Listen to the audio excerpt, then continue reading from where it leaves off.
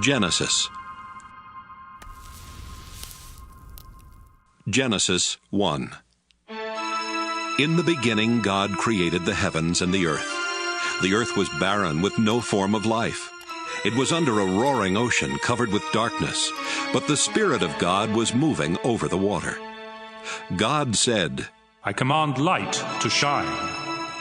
And light started shining. God looked at the light and saw that it was good. He separated light from darkness and named the light day and the darkness night. Evening came and then morning. That was the first day. God said, "I command a dome to separate the water above it from the water below it." And that's what happened. God made the dome and named it sky. Evening came and then morning. That was the second day. God said, "I command the water under the sky to come together in one place, so there will be dry ground." And that's what happened. God named the dry ground land, and he named the water ocean. God looked at what he had done and saw that it was good. God said, "I command the earth to produce all kinds of plants, including fruit trees and grain." And that's what happened. The earth produced all kinds of vegetation. God looked at what he had done, and it was good. Evening came, and then morning.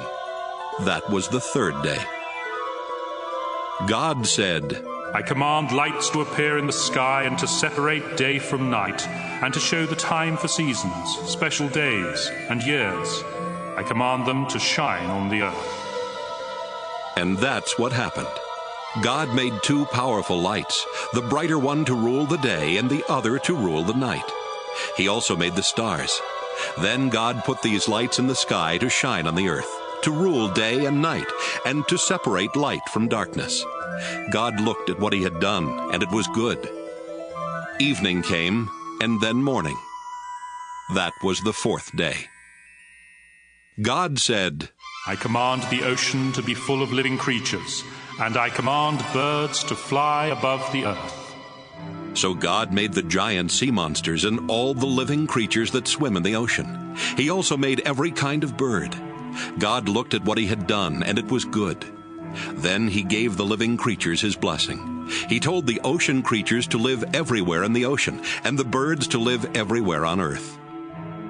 Evening came, and then morning. That was the fifth day.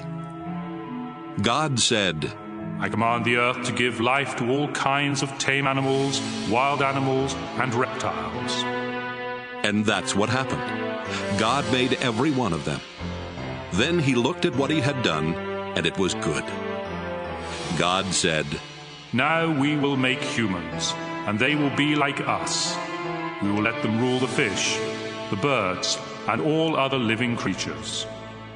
So God created humans to be like himself. He made men and women. God gave them his blessing and said, "Have a lot of children. Fill the earth with people, and bring it under your control.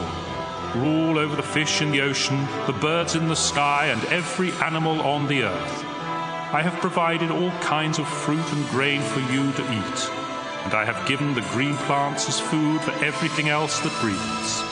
These will be food for animals, both wild and tame, and for birds." God looked at what he had done. All of it was very good. Evening came, and then morning. That was the sixth day. Genesis 2. So the heavens and the earth and everything else were created. By the seventh day God had finished his work, and so he rested.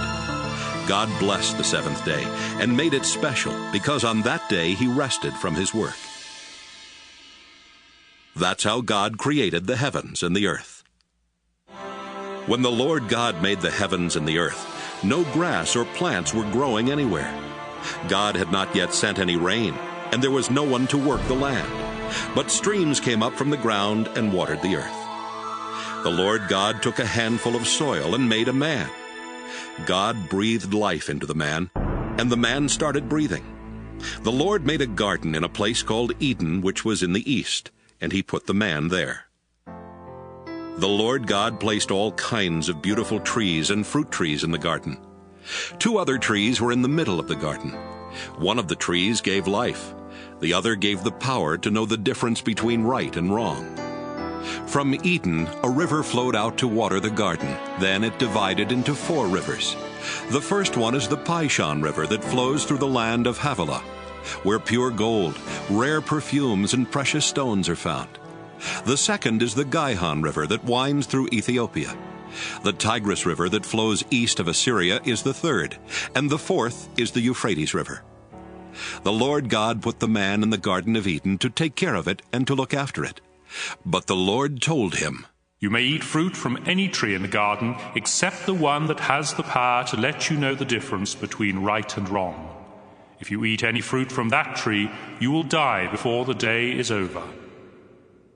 The Lord God said, It isn't good for the man to live alone. I need to make a suitable partner for him. So the Lord took some soil and made animals and birds. He brought them to the man to see what names he would give each of them. Then the man named the tame animals and the birds and the wild animals. That's how they got their names. None of these was the right kind of partner for the man. So the Lord God made him fall into a deep sleep, and he took out one of the man's ribs. Then, after closing the man's side, the Lord made a woman out of the rib. The Lord God brought her to the man, and the man exclaimed, Here is someone like me. She's part of my body, my own flesh and bones. She came from me, a man, so I will name her woman. That's why a man will leave his own father and mother. He marries a woman, and the 2 of them become like one person. Although the man and his wife were both naked, they were not ashamed. Genesis 3. The snake was sneakier than any of the other wild animals that the Lord God had made. One day, it came to the woman and asked, Did God tell you not to eat fruit from any tree in the garden? The woman answered, God said we could eat fruit from any tree in the garden, except the one in the middle. He told us not to eat fruit from that tree or even to touch it. If we do, we will die. No, you won't. the snake replied. God understands what will happen on the day you eat fruit from that tree. You will see what you have done, and you will know the difference between right and wrong, just as God does.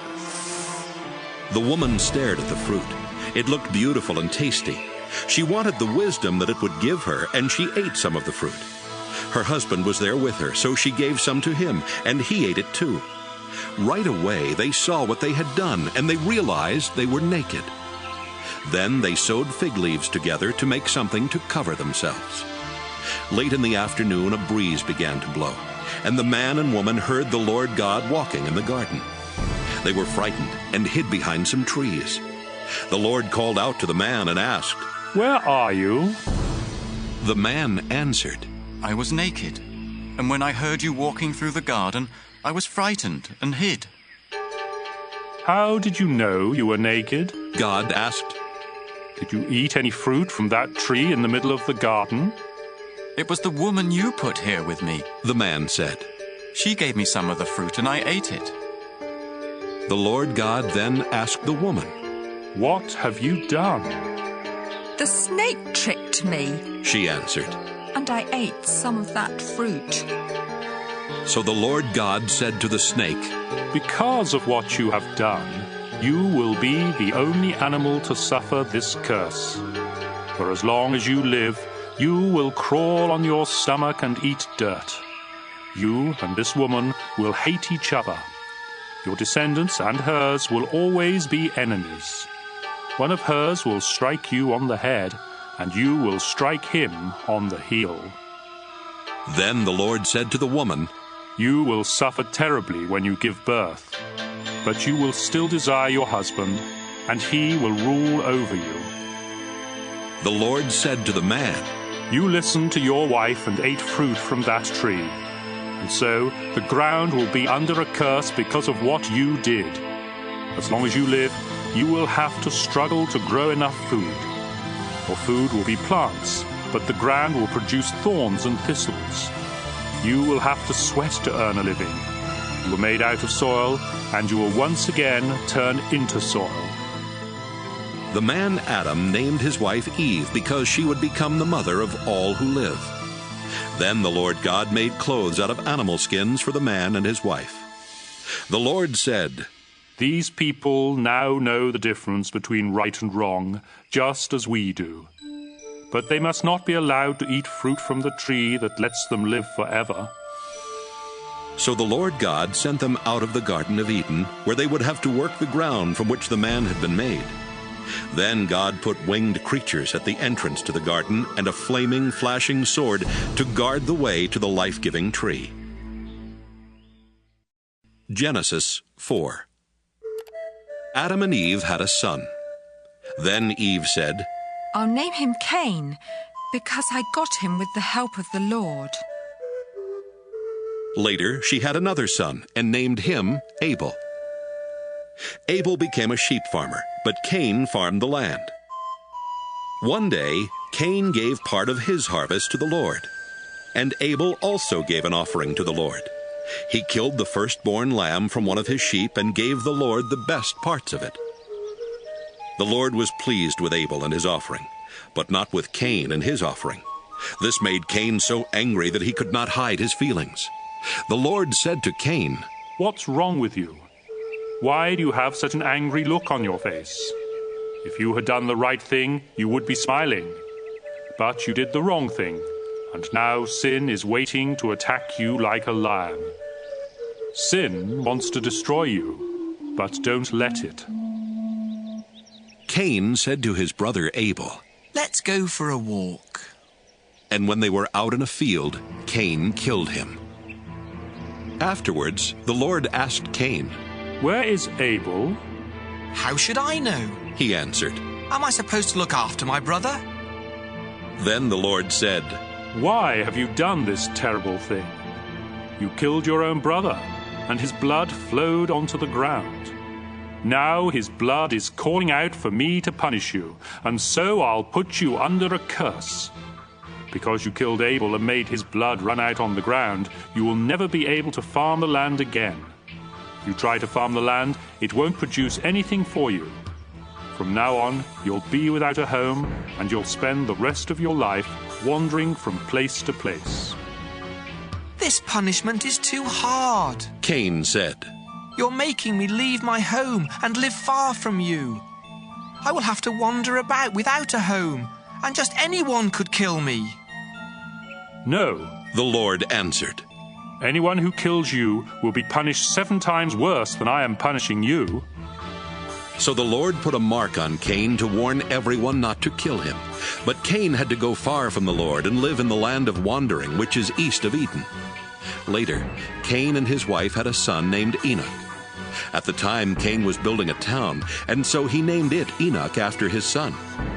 Then Enoch had a son named Irad, who had a son named Mehujael, who had a son named Methushael, who had a son named Lamech. Lamech married Ada, then Zillah. Lamech and Ada had 2 sons, Jabal and Jubal. Their son Jabal was the first to live in tents and raise sheep and goats. Jubal was the first to play harps and flutes. Lamech and Zillah had a son named Tubal-Cain, who made tools out of bronze and iron. They also had a daughter whose name was Naamah.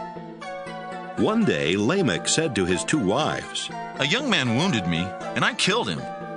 Anyone who tries to get even with me will be punished 10 times more than anyone who tries to get even with Cain. Adam and his wife had another son. They named him Seth because they said, God has given us a son to take the place of Abel, who was killed by his brother Cain. Later, Seth had a son and named him Enosh. About this time, people started worshiping the Lord. Genesis 5. God created men and women to be like himself. He gave them his blessing and called them human beings. This is a list of the descendants of Adam, the first man. When Adam was 130, he had a son who was just like him, and he named him Seth. Adam had more children and died at the age of 930. When Seth was 105, he had a son named Enosh. Seth had more children and died at the age of 912. When Enosh was 90, he had a son named Kenan. Enosh had more children and died at the age of 905. When Kenan was 70, he had a son named Mahalalel. Kenan had more children and died at the age of 910. When Mahalalel was 65, he had a son named Jared. Mahalalel had more children and died at the age of 895. When Jared was 162, he had a son named Enoch. Jared had more children and died at the age of 962. When Enoch was 65, he had a son named Methuselah, and during the next 300 years he had more children. Enoch truly loved God, and God took him away at the age of 365. When Methuselah was 187, he had a son named Lamech. Methuselah had more children, and died at the age of 969. When Lamech was 182, he had a son. Lamech said, "I'll name him Noah, because he will give us comfort as we struggle hard to make a living on this land that the Lord has put under a curse." Lamech had more children and died at the age of 777. After Noah was 500 years old, he had 3 sons and named them Shem, Ham, and Japheth. Genesis 6. More and more people were born until finally they spread all over the earth. Some of their daughters were so beautiful that supernatural beings came down and married the ones they wanted. Then the Lord said, I won't let my life-giving breath remain in anyone forever. No one will live for more than 120 years. The children of the supernatural beings who had married these women became famous heroes and warriors. They were called Nephilim, and lived on the earth at that time and even later. The Lord saw how bad the people on earth were, and that everything they thought and planned was evil. He was very sorry that he had made them, and he said, I'll destroy every living creature on earth. I'll wipe out people, animals, birds, and reptiles. I'm sorry I ever made them. But the Lord was pleased with Noah, and this is the story about him. Noah was the only person who lived right and obeyed God. He had 3 sons, Shem, Ham, and Japheth. God knew that everyone was terribly cruel and violent, so he told Noah, Cruelty and violence have spread everywhere. Now I'm going to destroy the whole earth and all its people. Get some good lumber and build a boat. Put rooms in it and cover it with tar inside and out.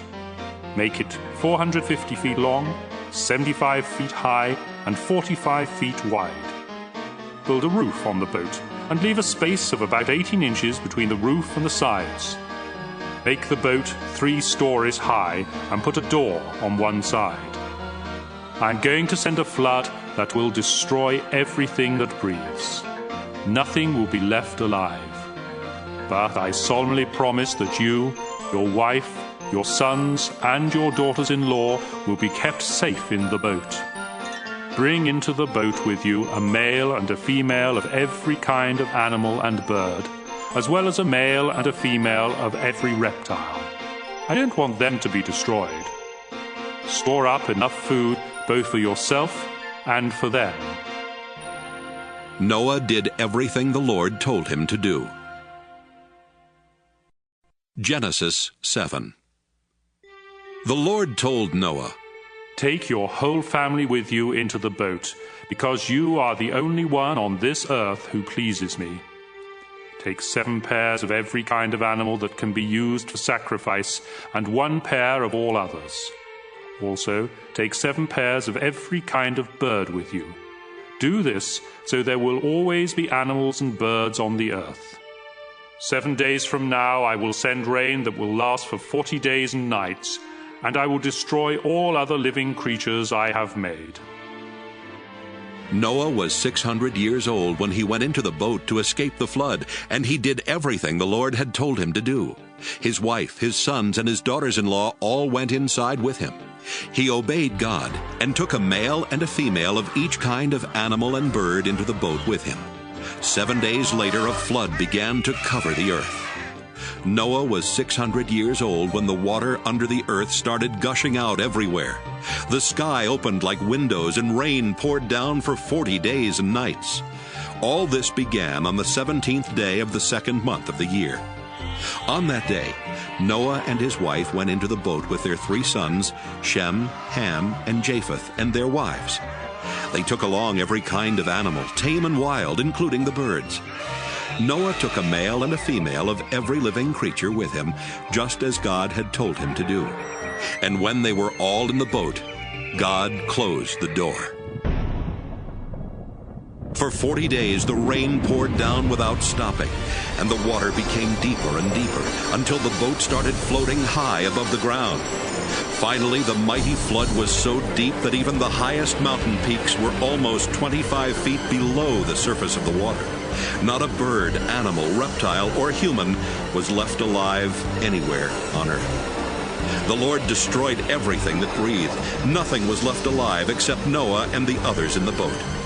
150 days later, the water started going down. Genesis 8. God did not forget about Noah and the animals with him in the boat. So God made a wind blow, and the water started going down. God stopped up the places where the water had been gushing out from under the earth. He also closed up the sky, and the rain stopped.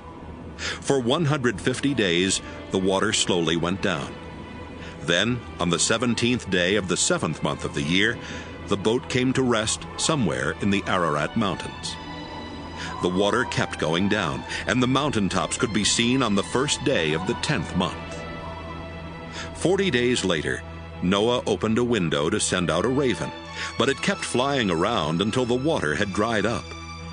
Noah wanted to find out if the water had gone down, and he sent out a dove. Deep water was still everywhere, and the dove could not find a place to land, so it flew back to the boat. Noah held out his hand and helped it back in. 7 days later, Noah sent the dove out again. It returned in the evening, holding in its beak a green leaf from an olive tree. Noah knew that the water was finally going down.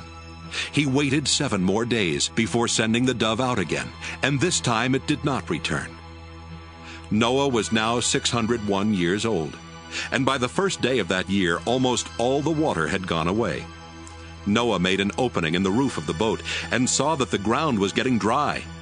By the 27th day of the 2nd month, the earth was completely dry. God said to Noah, "You, your wife, your sons, and your daughters-in-law may now leave the boat. Let out the birds, animals, and reptiles, so they can mate and live all over the earth." After Noah and his family had gone out of the boat, the living creatures left in groups of their own kind. Noah built an altar where he could offer sacrifices to the Lord. Then he offered on the altar one of each kind of animal and bird that could be used for a sacrifice. The smell of the burning offering pleased God, and he said, "Never again will I punish the earth for the sinful things its people do. All of them have evil thoughts from the time they are young, but I will never destroy everything that breathes, as I did this time. As long as the earth remains, there will be planting and harvest, cold and heat, winter and summer, day and night." Genesis 9. God said to Noah and his sons, "I am giving you my blessing. Have a lot of children and grandchildren, so people will live everywhere on this earth. All animals, birds, reptiles, and fish will be afraid of you. I have placed them under your control, and I have given them to you for food. From now on, you may eat them as well as the green plants that you have always eaten. But life is in the blood, and you must not eat any meat that still has blood in it.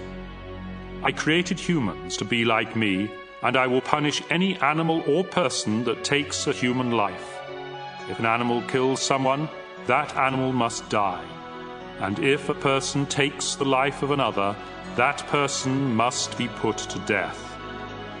I want you and your descendants to have many children, so people will live everywhere on earth. Again God said to Noah and his sons, I am going to make a solemn promise to you and to everyone who will live after you. This includes the birds and the animals that came out of the boat. I promise every living creature that the earth and those living on it will never again be destroyed by a flood. The rainbow that I have put in the sky will be my sign to you and to every living creature on earth. It will remind you that I will keep this promise forever. When I send clouds over the earth and a rainbow appears in the sky, I will remember my promise to you and to all other living creatures. Never again will I let floodwaters destroy all life. When I see the rainbow in the sky, I will always remember the promise that I have made to every living creature. The rainbow will be the sign of that solemn promise. Noah and his sons, Shem, Ham, and Japheth, came out of the boat. Ham later had a son named Canaan. All people on earth are descendants of Noah's 3 sons. Noah farmed the land and was the first to plant a vineyard. One day he got drunk and was lying naked in his tent. Ham entered the tent and saw him naked, then went back outside and told his brothers. Shem and Japheth put a robe over their shoulders and walked backward into the tent. Without looking at their father, they placed it over his body. When Noah woke up and learned what his youngest son Ham had done, he said, I now put a curse on Canaan. He will be the lowest slave of his brothers. I ask the Lord my God to bless Shem and make Canaan his slave. I pray that the Lord will give Japheth more and more land, and let him take over the territory of Shem. May Canaan be his slave. Noah lived 350 years after the flood, and died at the age of 950. Genesis 10. After the flood, Shem, Ham, and Japheth had many descendants. Japheth's descendants had their own languages, tribes, and land. They were Gomer, Magog, Madai, Javan, Tubal, Meshech, and Tyrus. Gomer was the ancestor of Ashkenaz, Riphath, and Togarmah. Javan was the ancestor of Elisha, Tarshish, Kittim, and Dodanim, who settled along the coast. Ham's descendants had their own languages, tribes, and land. They were Ethiopia, Egypt, Put, and Canaan. Cush was the ancestor of Seba, Havilah, Sabta, Raamah, and Sabteka. Raamah was the ancestor of Sheba and Dedan. Cush was also the ancestor of Nimrod, a mighty warrior whose strength came from the Lord. Nimrod is the reason for the saying, "You hunt like Nimrod with the strength of the Lord." Cush first ruled in Babylon, Erech, and Akkad, all of which were in Babylonia. From there, Nimrod went to Assyria and built the great city of Nineveh. He also built Rehoboth-ur and Calah, as well as Resen, which is between Nineveh and Calah. Egypt was the ancestor of Ludim, Anamim, Lahabim, Naphtuhim, Pathrusim, Casluhim, and Caphtorim, the ancestor of the Philistines. Canaan's sons were Sidon and Heth. He was also the ancestor of the Jebusites, the Amorites, the Girgashites, the Hivites, the Arkites, the Sinites, the Arvadites, the Zemarites, and the Hamathites. Later, the Canaanites spread from the territory of Sidon and went as far as Gaza in the direction of Gerar. They also went as far as Lasha in the direction of Sodom, Gomorrah, Admah, and Zeboim. Shem's descendants had their own languages, tribes, and land. He was the older brother of Japheth and the ancestor of the tribes of Eber. Shem was the ancestor of Elam, Asher, Arpachshad, Lud, and Aram. Aram was the ancestor of Uz, Hul, Jether, and Mash. Arpachshad was the father of Shelah and the grandfather of Eber, whose first son was named Peleg, because it was during his time that tribes divided up the earth. Eber's second son was Joktan. Joktan was the ancestor of Almodad, Sheleph, Hazarmaveth, Jireh, Hadoram, Uzal, Diklah, Obal, Abimael, Sheba, Ophir, Havilah, and Jobab. Their land reached from Mesha in the direction of Sephir, the hill country in the east. This completes the list of Noah's descendants. After the flood, their descendants became nations and spread all over the world. Genesis 11. At first, everyone spoke the same language. But after some of them moved from the east and settled in Babylonia, they said, "Let's build a city with a tower that reaches to the sky.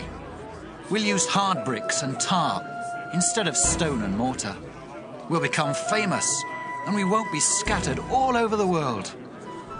But when the Lord came down to look at the city and the tower, he said, These people are working together because they all speak the same language. This is just the beginning. Soon they will be able to do anything they want. Come on, let's go down and confuse them by making them speak different languages. Then they won't be able to understand each other. So the people had to stop building the city because the Lord confused their language and scattered them all over the earth. That's how the city of Babel got its name. 2 years after the flood, when Shem was 100, he had a son named Arpachshad. He had more children and died at the age of 600. This is a list of his descendants. When Arpachshad was 35, he had a son named Shelah. Arpachshad had more children and died at the age of 438. When Shelah was 30, he had a son named Eber. Shelah had more children and died at the age of 433. When Eber was 34, he had a son named Peleg. Eber had more children and died at the age of 464. When Peleg was 30, he had a son named Reu. Peleg had more children and died at the age of 239. When Reu was 32, he had a son named Serug. Reu had more children and died at the age of 239. When Serug was 30, he had a son named Nahor. Serug had more children and died at the age of 230. When Nahor was 29, he had a son named Terah. Nahor had more children and died at the age of 148. After Terah was 70 years old, he had 3 sons, Abram, Nahor, and Haran, who became the father of Lot. Terah's sons were born in the city of Ur in Chaldea, and Haran died there before the death of his father. The following is the story of Terah's descendants. Abram married Sarai, but she was not able to have any children. And Nahor married Milcah, who was the daughter of Haran and the sister of Iscah. Terah decided to move from Ur to the land of Canaan. He took along Abram and Sarai and his grandson Lot, the son of Haran. But when they came to the city of Haran, they decided to settle there instead. Terah lived to be 205 years old and died in Haran. Genesis 12. The Lord said to Abram, Leave your country, your family, and your relatives, and go to the land that I will show you. I will bless you and make your descendants into a great nation. You will become famous and be a blessing to others. I will bless anyone who blesses you, but I will put a curse on anyone who puts a curse on you. Everyone on earth will be blessed because of you. Abram was 75 years old when the Lord told him to leave the city of Haran. He obeyed and left with his wife Sarai, his nephew Lot, and all the possessions and slaves they had gotten while in Haran. When they came to the land of Canaan, Abram went as far as the sacred tree of Moreh in a place called Shechem. The Canaanites were still living in the land at that time, but the Lord appeared to Abram and promised, I will give this land to your family forever. Abram then built an altar there for the Lord. Abram traveled to the hill country east of Bethel and camped between Bethel and Ai, where he built another altar and worshipped the Lord. Later, Abram started out toward the southern desert. The crops failed, and there was no food anywhere in the land. So Abram and his wife Sarai went to live in Egypt for a while. But just before they got there, he said, Sarai, you are really beautiful. When the Egyptians see how lovely you are, they will murder me because I am your husband. But they won't kill you.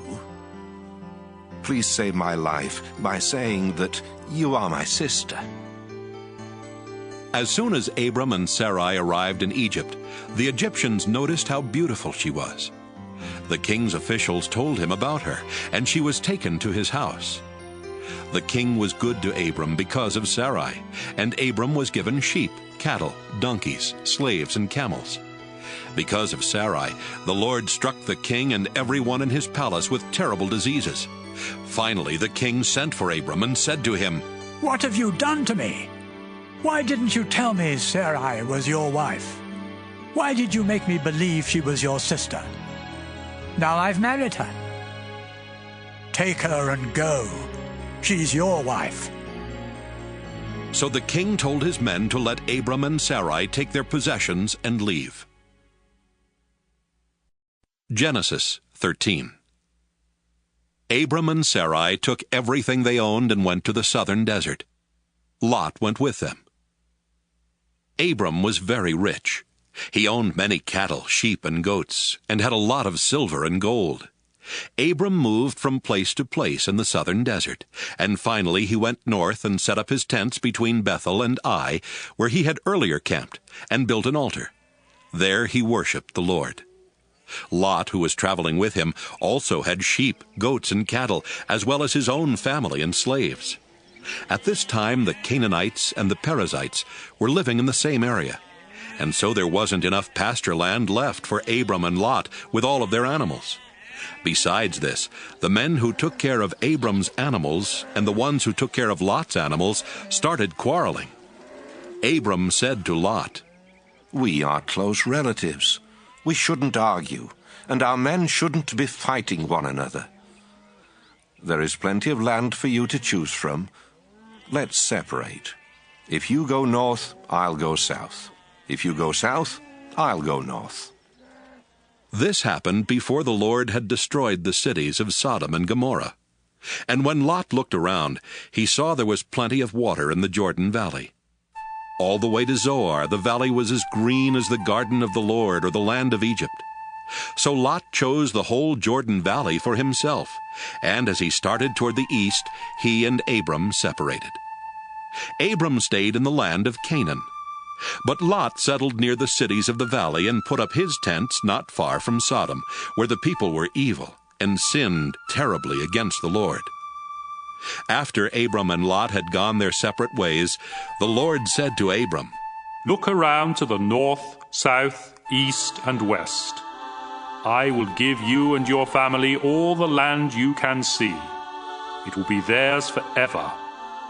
I will give you more descendants than there are specks of dust on the earth, and someday it will be easier to count the specks of dust than to count your descendants. Now walk back and forth across the land, because I am giving it to you." Abram took down his tents and went to live near the sacred trees of Mamre at Hebron, where he built an altar in honor of the Lord. Genesis 14. About this time, King Amraphel of Babylonia, King Arioch of Ellasar, King Chedorlaomer of Elam, and King Tidal of Goyim attacked King Bera of Sodom, King Birsha of Gomorrah, King Shinab of Admah, King Shemeber of Zeboim, and the king of Bela, also known as the city of Zoar. King Chedorlaomer and his allies had ruled these last 5 kings for 12 years. But in the 13th year, the kings rebelled and came together in Siddim Valley, which is now covered by the southern part of the Dead Sea. A year later, King Chedorlaomer and his allies attacked and defeated the Rephaites in Ashtaroth Karnaim, the Zuzites in Ham, and the Emites in Sheva Kiriathaim. They also defeated the Horites in the hill country of Edom as far as El Paran near the desert.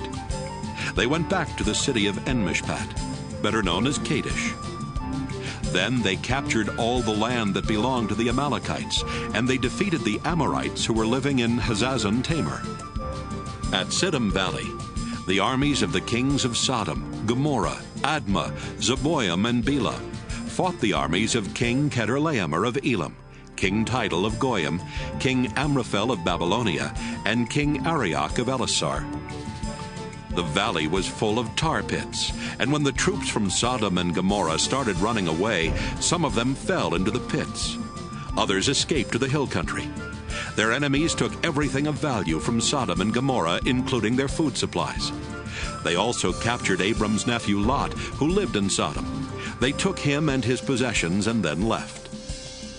At this time, Abram the Hebrew was living near the oaks that belonged to Mamre the Amorite. Mamre and his brothers Eshcol and Aner were Abram's friends. Someone who had escaped from the battle told Abram that his nephew Lot had been taken away. 318 of Abram's servants were fighting men, so he took them and followed the enemy as far north as the city of Dan. That night, Abram divided up his troops, attacked from all sides, and won a great victory. But some of the enemy escaped to the town of Hobah north of Damascus, and Abram went after them. He brought back his nephew Lot, together with Lot's possessions and the women and everyone else who had been captured. Abram returned after he had defeated King Chedorlaomer and the other kings. Then the king of Sodom went to meet Abram in Sheva Valley, which is also known as King's Valley. King Melchizedek of Salem was a priest of God Most High. He brought out some bread and wine and said to Abram, I bless you in the name of God Most High, creator of heaven and earth. All praise belongs to God Most High for helping you defeat your enemies. Then Abram gave Melchizedek a tenth of everything. The king of Sodom said to Abram, All I want are my people. You can keep everything else. Abram answered, The Lord God Most High made the heavens and the earth, and I have promised him that I won't keep anything of yours, not even a sandal strap or a piece of thread. Then you can never say that you are the one who made me rich. Let my share be the food that my men have eaten. But Aner, Eshcol, and Mamre went with me, so give them their share of what we brought back. Genesis 15. Later the Lord spoke to Abram in a vision. Abram, don't be afraid. I will protect you and reward you greatly. But Abram answered, Lord, all-powerful, you have given me everything I could ask for, except children. And when I die, Eliezer of Damascus will get all I own. You have not given me any children, and this servant of mine will inherit everything. The Lord replied, No, he won't. You will have a son of your own, and everything you have will be his. Then the Lord took Abram outside and said, Look at the sky and see if you can count the stars. That's how many descendants you will have. Abram believed the Lord, and the Lord was pleased with him. The Lord said to Abram, I brought you here from Ur in Chaldea, and I gave you this land. Abram asked, Lord God, how can I know the land will be mine? Then the Lord told him, Bring me a 3-year-old cow, a 3-year-old female goat, a 3-year-old ram, a dove, and a young pigeon. Abram obeyed the Lord. Then he cut the animals in half and laid the 2 halves of each animal opposite each other on the ground. But he did not cut the doves and pigeons in half. And when birds came down to eat the animals, Abram chased them away. As the sun was setting, Abram fell into a deep sleep, and everything became dark and frightening. Then the Lord said, Abram, you will live to an old age and die in peace. But I solemnly promise that your descendants will live as foreigners in a land that doesn't belong to them. They will be forced into slavery and abused for 400 years. But I will terribly punish the nation that enslaves them, and they will leave with many possessions. 4 generations later, your descendants will return here and take this land, because only then will the people who live here be so sinful that they deserve to be punished. Sometime after sunset, when it was very dark, a smoking cooking pot and a flaming fire went between the 2 halves of each animal.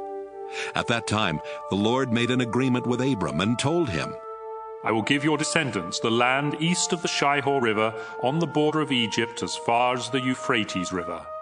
They will possess the land of the Kenites, the Kenizzites, the Cadmonites, the Hittites, the Perizzites, the Rephaites, the Amorites, the Canaanites, the Girgashites, and the Jebusites.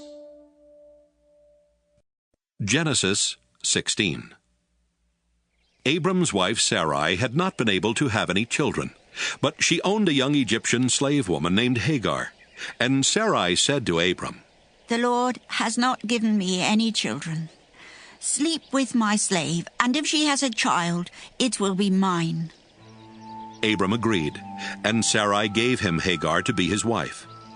This happened after Abram had lived in the land of Canaan for 10 years. Later, when Hagar knew she was going to have a baby, she became proud and was hateful to Sarai. Then Sarai said to Abram, It's all your fault. I gave you my slave woman, but she has been hateful to me ever since she found out she was pregnant. You have done me wrong, and you will have to answer to the Lord for this. Abram said, All right. She's your slave, and you can do whatever you want with her. But Sarai began treating Hagar so harshly that she finally ran away. Hagar stopped to rest at a spring in the desert on the road to Shur. While she was there, the angel of the Lord came to her and asked, Hagar, where have you come from, and where are you going? She answered, I'm running away from Sarah, my owner. The angel said, Go back to Sarai and be her slave. I will give you a son who will be called Ishmael, because I've heard your cry for help. And later I will give you so many descendants that no one will be able to count them all. But your son will live far from his relatives. He will be like a wild donkey, fighting everyone, and everyone fighting him. Hagar thought, Have I really seen God and lived to tell about it? So from then on she called him the God who sees me. That's why people call the well between Kadesh and Bered the well of the living one who sees me. Abram was 86 years old when Hagar gave birth to their son, and he named him Ishmael. Genesis 17. Abram was 99 years old when the Lord appeared to him again and said, I am God all-powerful. If you obey me and always do right, I will keep my solemn promise to you and give you more descendants than can be counted. Abram bowed with his face to the ground. And God said, I promise that you will be the father of many nations. That's why I now change your name from Abram to Abraham. I will give you a lot of descendants, and in the future they will become great nations. Some of them will even be kings. I will always keep the promise I have made to you and your descendants, because I am your God and their God. I will give you and them the land in which you are now a foreigner. I will give the whole land of Canaan to your family forever, and I will be their God. Abraham, you and all future members of your family must promise to obey me. As the sign that you are keeping this promise, you must circumcise every man and boy in your family. From now on, your family must circumcise every baby boy when he is 8 days old. You must even circumcise any man or boy you have as a slave, both those born in your homes and those you buy from foreigners. This will be a sign that my promise to you will last forever. Any man who isn't circumcised hasn't kept his promise to me and cannot be one of my people. Abraham, your wife's name will now be Sarah instead of Sarai. I will bless her, and you will have a son by her. She will become the mother of nations, and some of her descendants will even be kings. Abraham bowed with his face to the ground and thought, I am almost 100 years old. How can I become a father? And Sarah is 90. How can she have a child? So he started laughing. Then he asked God, Why not let Ishmael inherit what you have promised me?" But God answered, "No, you and Sarah will have a son. His name will be Isaac, and I will make an everlasting promise to him and his descendants. I have heard what you asked me to do for Ishmael, and so I will also bless him with many descendants. He will be the father of 12 princes, and I will make his family a great nation. But your son Isaac will be born about this time next year, and the promise I am making to you and your family will be for him and his descendants forever." God finished speaking to Abraham and then left. On that same day, Abraham obeyed God by circumcising Ishmael. Abraham was also circumcised, and so were all other men and boys in his household, including his servants and slaves. He was 99 years old at the time, and his son Ishmael was 13. Genesis 18. One hot summer afternoon, Abraham was sitting by the entrance to his tent near the sacred trees of Mamre when the Lord appeared to him. Abraham looked up and saw 3 men standing nearby. He quickly ran to meet them, bowed with his face to the ground, and said, "Please, come to my home where I can serve you. I'll have some water brought so you can wash your feet. Then you can rest under the tree. Let me get you some food to give you strength before you leave. I would be honored to serve you." "Thank you very much," they answered. "We accept your offer." Abraham quickly went to his tent and said to Sarah, "Hurry, get a large sack of flour and make some bread." After saying this, he rushed off to his herd of cattle and picked out one of the best calves, which his servant quickly prepared. He then served his guests some yogurt and milk together with the meat. While they were eating, he stood near them under the trees, and they asked, "Where is your wife, Sarah?" "She's right there, in the tent," Abraham answered. One of the guests was the Lord, and he said, "I'll come back about this time next year, and when I do, Sarah will already have a son." Sarah was behind Abraham, listening at the entrance to the tent. Abraham and Sarah were very old, and Sarah was well past the age for having children. So she laughed and said to herself, "Now that I am worn out and my husband is old, will I really know such happiness?" The Lord asked Abraham, "Why did Sarah laugh? Does she doubt that she can have a child in her old age? I am the Lord. There is nothing too difficult for me. I'll come back next year at the time I promised, and Sarah will already have a son." Sarah was so frightened that she lied and said, "I didn't laugh." "Yes, you did," he answered.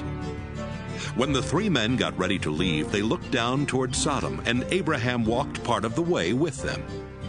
The Lord said to himself, "I should tell Abraham what I am going to do, since his family will become a great and powerful nation that will be a blessing to all other nations on earth. I have chosen him to teach his family to obey me forever and to do what is right and fair. Then I will give Abraham many descendants, just as I promised." The Lord said, "Abraham, I have heard that the people of Sodom and Gomorrah are doing all kinds of evil things. Now I am going down to see for myself if those people really are that bad. If they aren't, I want to know about it." The men turned and started toward Sodom, but the Lord stayed with Abraham, who asked, "Lord, when you destroy the evil people, are you also going to destroy those who are good? Wouldn't you spare the city if there are only 50 good people in it? You surely wouldn't let them be killed when you destroy the evil ones. You are the judge of all the earth, and you do what is right." The Lord replied, "If I find 50 good people in Sodom, I will save the city to keep them from being killed." Abraham answered, "I am nothing more than the dust of the earth. Please forgive me, Lord, for daring to speak to you like this. But suppose there are only 45 good people in Sodom. Would you still wipe out the whole city? If I find 45 good people, the Lord replied, I won't destroy the city. Suppose there are just 40 good people, Abraham asked. Even for them, the Lord replied, I won't destroy the city. Abraham said, Please don't be angry, Lord, if I ask you what you will do if there are only 30 good people in the city. If I find 30, the Lord replied, I still won't destroy it. Then Abraham said, I don't have any right to ask you, Lord, but what would you do if you find only 20? Because of them, I won't destroy the city, was the Lord's answer. Finally, Abraham said, Please don't get angry, Lord, if I speak just once more. Suppose you find only 10 good people there. For the sake of 10 good people, the Lord told him, I still won't destroy the city. After speaking with Abraham, the Lord left, and Abraham went back home. Genesis 19. That evening, the two angels arrived in Sodom, while Lot was sitting near the city gate. When Lot saw them, he got up, bowed down low, and said, Gentlemen, I am your servant. Please come to my home. You can wash your feet, spend the night, and be on your way in the morning. They told him, No, we'll spend the night in the city square. But Lot kept insisting until they finally agreed and went home with him. He baked some bread, cooked a meal, and they ate. Before Lot and his guests could go to bed, every man in Sodom, young and old, came and stood outside his house and started shouting, Where are your visitors? Send them out so we can have sex with them. Lot went outside and shut the door behind him. Then he said, Friends, please don't do such a terrible thing. I have 2 daughters who have never been married. I'll bring them out, and you can do what you want with them. But don't harm these men. They are guests in my home. Don't get in our way, the crowd answered. You're an outsider. What right do you have to order us around? We'll do worse things to you than we're going to do to them. The crowd kept arguing with Lot. Finally, they rushed toward the door to break it down. But the two angels in the house reached out and pulled Lot safely inside. Then they struck everyone in the crowd blind, and none of them could even find the door. The two angels said to Lot, The Lord has heard many terrible things about the people of Sodom, and he has sent us here to destroy the city. Take your family and leave. Take every relative you have in the city, as well as the men your daughters are going to marry. Lot went to the men who were engaged to his daughters and said, Hurry and get out of here. The Lord is going to destroy this city. But they thought he was joking, and they laughed at him. Early the next morning, the two angels tried to make Lot hurry and leave. They said, Take your wife and your 2 daughters and get out of here as fast as you can. If you don't, every one of you will be killed when the Lord destroys the city. At first, Lot just stood there. But the Lord wanted to save him. So the angels took Lot, his wife, and his 2 daughters by the hand and led them out of the city. When they were outside, one of the angels said, Run for your lives. Don't even look back. And don't stop in the valley. Run to the hills where you will be safe. Lot answered, You have done us a great favor, sir. You have saved our lives, but please don't make us go to the hills. That's too far away. The city will be destroyed before we can get there, and we will be killed when it happens. There's a town near here. It's only a small place, but my family and I will be safe, if you'll let us go there. All right, go there, he answered. I won't destroy that town. Hurry, run. I can't do anything until you are safely there. The town was later called Zoar because Lot had said it was small. The sun was coming up as Lot reached the town of Zoar, and the Lord sent burning sulfur down like rain on Sodom and Gomorrah. He destroyed those cities and everyone who lived in them, as well as their land and the trees and grass that grew there. On the way, Lot's wife looked back and was turned into a block of salt. That same morning, Abraham got up and went to the place where he had stood and spoken with the Lord. He looked down toward Sodom and Gomorrah and saw smoke rising from all over the land. It was like a flaming furnace. When God destroyed the cities of the valley where Lot lived, he remembered his promise to Abraham and saved Lot from the terrible destruction. Lot was afraid to stay on in Zoar, so he took his 2 daughters and moved to a cave in the hill country. One day his older daughter said to her sister, "Our father is old, and there are no men anywhere for us to marry. Let's get our father drunk. Then we can sleep with him and have children." That night they got their father drunk, and the older daughter got in bed with him. But he was too drunk even to know she was there. The next day the older daughter said to her sister, "I slept with my father last night. We'll get him drunk again tonight so you can go to bed with him and we can each have a child." That night they got their father drunk, and this time the younger sister slept with him. But once again he was too drunk even to know she was there. That's how Lot's 2 daughters had their children. The older daughter named her son Moab, and he is the ancestor of the Moabites. The younger daughter named her son Ben-Ammi, and he is the ancestor of the Ammonites. Genesis 20. Abraham moved to the southern desert, where he settled between Kadesh and Shur. Later he went to Gerar, and while there he told everyone that his wife Sarah was his sister. So King Abimelech of Gerar had Sarah brought to him. But God came to Abimelech in a dream and said, "You have taken a married woman, and for this you will die." Abimelech said to the Lord, "Don't kill me. I haven't slept with Sarah. Didn't they say they were brother and sister? I am completely innocent." God spoke to Abimelech in another dream and said, "I know you are innocent. That's why I kept you from sleeping with Sarah and doing anything wrong. Her husband is a prophet. Let her go back to him, and his prayers will save you from death. But if you don't return her, you and all your people will die." Early the next morning, Abimelech sent for his officials, and when he told them what had happened, they were frightened. Abimelech then called in Abraham and said, "Look what you've done to us. What have I ever done to you? Why did you make me and my nation guilty of such a terrible sin? What were you thinking when you did this?" Abraham answered, "I did it because I didn't think any of you respected God, and I was sure that someone would kill me to get my wife. Besides, she is my half-sister. We have the same father, but different mothers. When God made us leave my father's home and start wandering, I told her, 'If you really love me, you will tell everyone that I am your brother.'"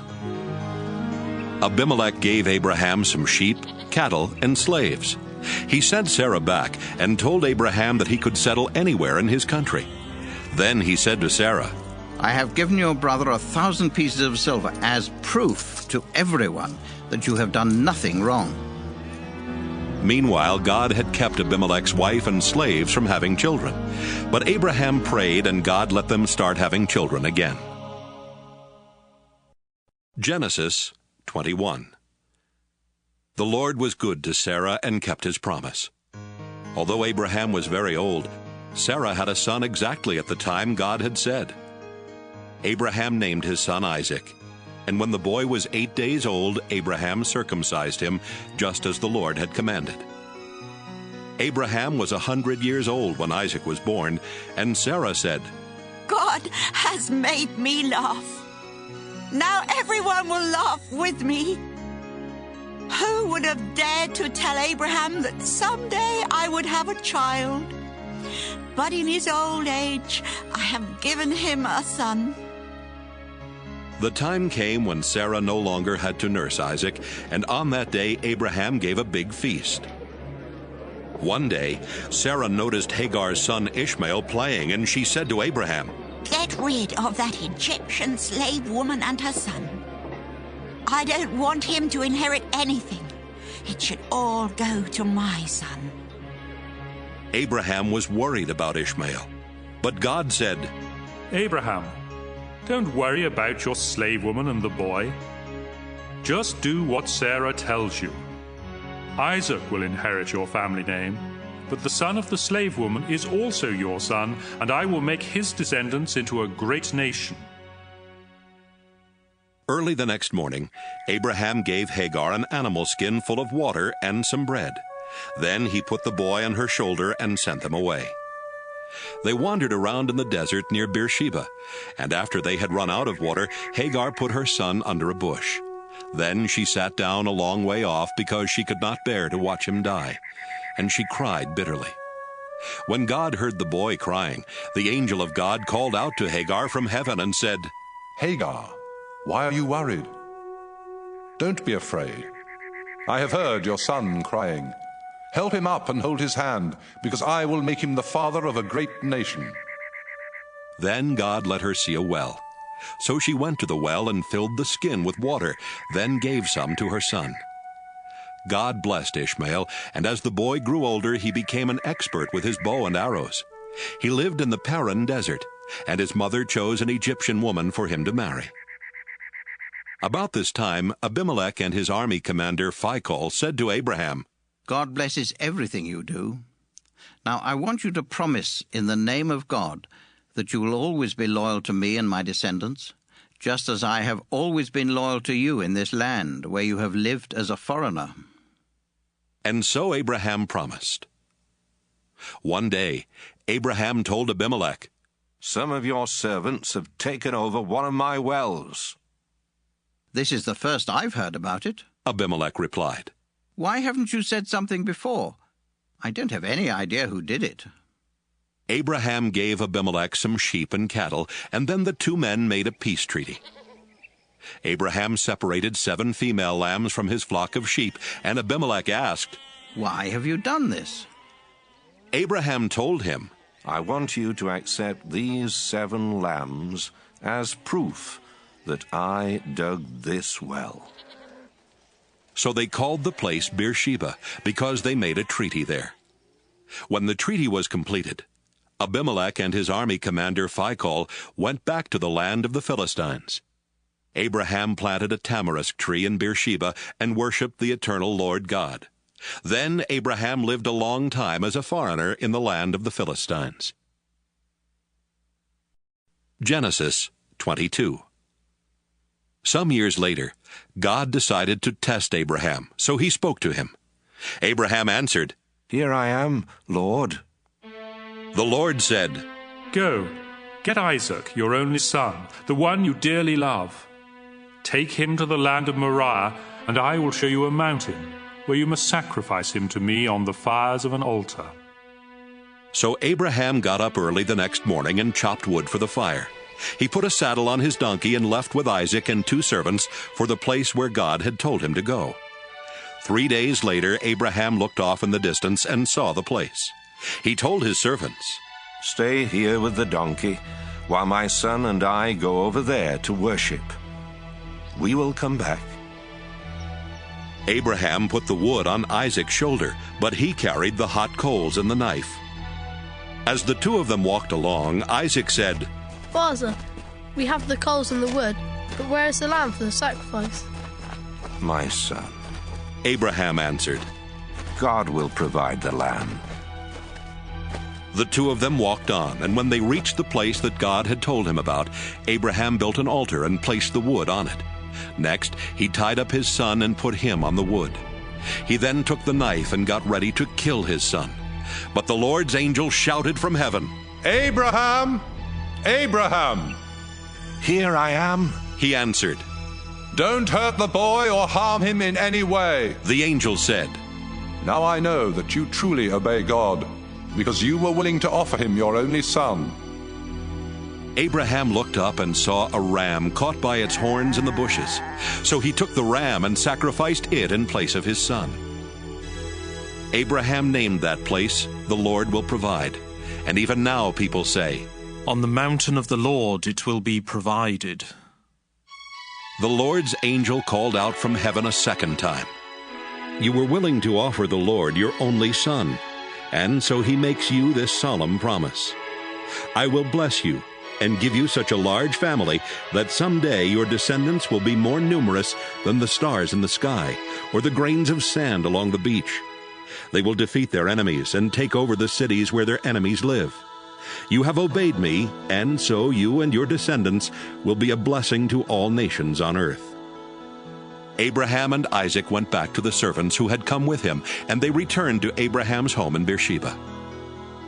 Abraham's brother Nahor had married Milcah, and Abraham was later told that they had 8 sons. Uz was their firstborn, Buz was next, and then there was Kemuel, who became the father of Aram. Their other 5 sons were Kesed, Hazo, Pildash, Jidlaph, and Bethuel, who became the father of Rebekah. Nahor also had another wife. Her name was Reumah. She had 4 sons, Tebah, Gaham, Tahash, and Maacah. Genesis 23. When Sarah was 127 years old, she died in Kiriath Arba, better known as Hebron, in the land of Canaan. After Abraham had mourned for her, he went to the Hittites and said, "I live as a foreigner in your land, and I don't own any property where I can bury my wife. Please, let me buy a piece of land."